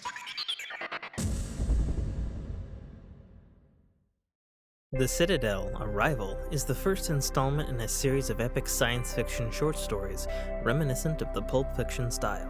It's a fast-paced story that will take you through twists and turns that you will not expect, until they are thrust upon you with all the force, excitement, and chaos of a plasma cannon blast. The story follows Katarl, a nobody cog in the working wheels of a futuristic society run completely by Megacorp, a corporation that carefully runs and manages the lives of the people living under its sphere of power. On one of Katarl's few and far between days off from work, an outing he had hoped would be fun and relaxing turns into an explosive adventure that drags him kicking and screaming into situations and challenges that will make him question every aspect of his life. Watch this colorful tapestry unfurl as Katarl and his newfound allies find their way through this classic, yet oddly surprising tale of good and evil, where nothing is quite what it appears to be. That's The Citadel, Arrival by author Tim K.A. Trotter, available right now on Amazon Kindle Store and iTunes iBookstore for only $2.99.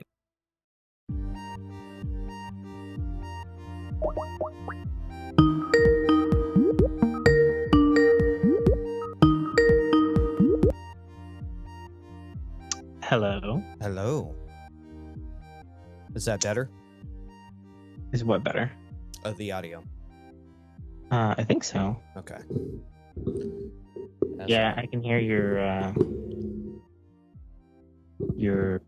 arm. Yeah. As I went to move the mic and lifted the whole thing out of the foot here. Hold on. Yeah, well, there we go. That is definitely. There we go. That is definitely a thing. Yes. Okay. Hello, sir. Oh, good. I'm getting all of your meters coming in through the recorder. Yay. Logic is rolling. I don't have a soundboard, and for those glass chinks, was that soundboard too? Yeah. That one right there. Yeah. Okay. Well, I don't actually have any.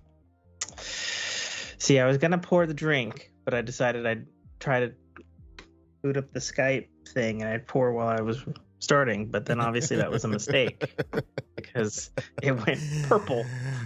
And I was like, oh. No good deed goes That's unpunished. Not good. Good at all. There we go. Here. Now you get your video just went insanely crisper. Yeah. For what it's worth. So yeah, no, I got rid of the virtual background. You get to see the office as it exists. It actually almost looks like there is almost like an honest bokeh effect from your camera. Oh, I've got a good camera, yeah. Oh, okay. And I don't do autofocus. I do a fixed focal point, so it does do a little. Okay. I guess I've never asked. What do you even use for a webcam? Logitech C922. Okay. Yeah, that's Fair enough. that is like the industry standard. Let's see. You probably want me to do. I don't want you to do anything. Probably want that. Oh, I mean, whatever. We're not doing a live. Are we doing a video component to this? I mean, only for you and me.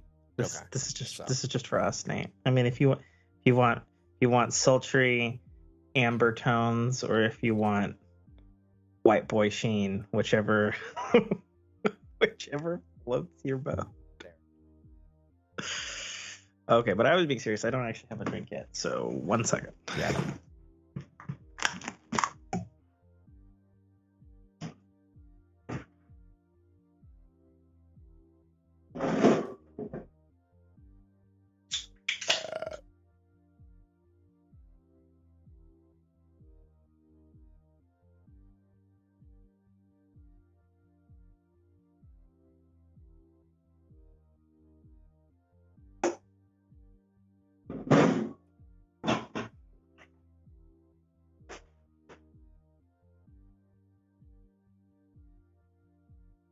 It's gonna make for some good outtake material.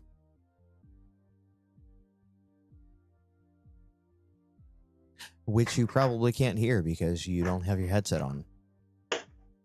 And I'm assuming you don't have monitors going.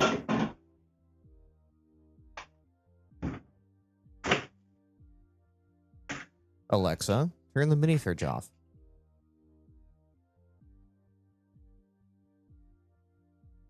Oh, for fuck's sake. Got the mad sciences going on over here.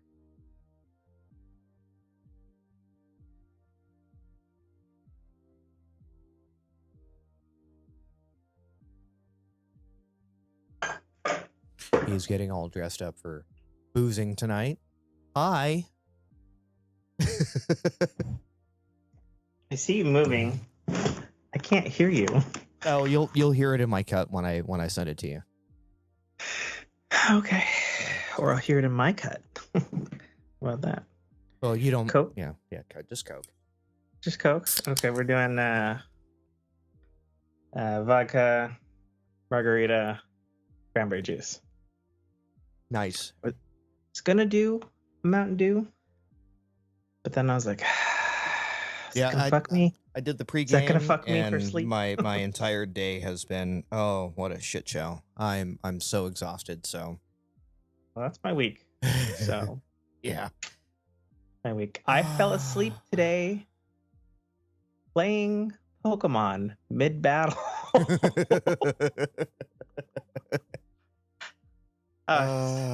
So wait, hold on. Do we want to leave this for pre-show or do we want to just cut in right now?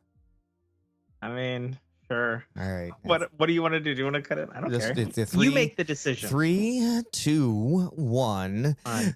Cut in. Okay. That sounded not in sync at all. Let's do that again. Okay. 3, 2. Say the numbers with me. Say them with me, not alternatingly, because I want them to line up. Okay. 3, 3, 2, 1. 1. Cut in. Okay. I think we got it that time.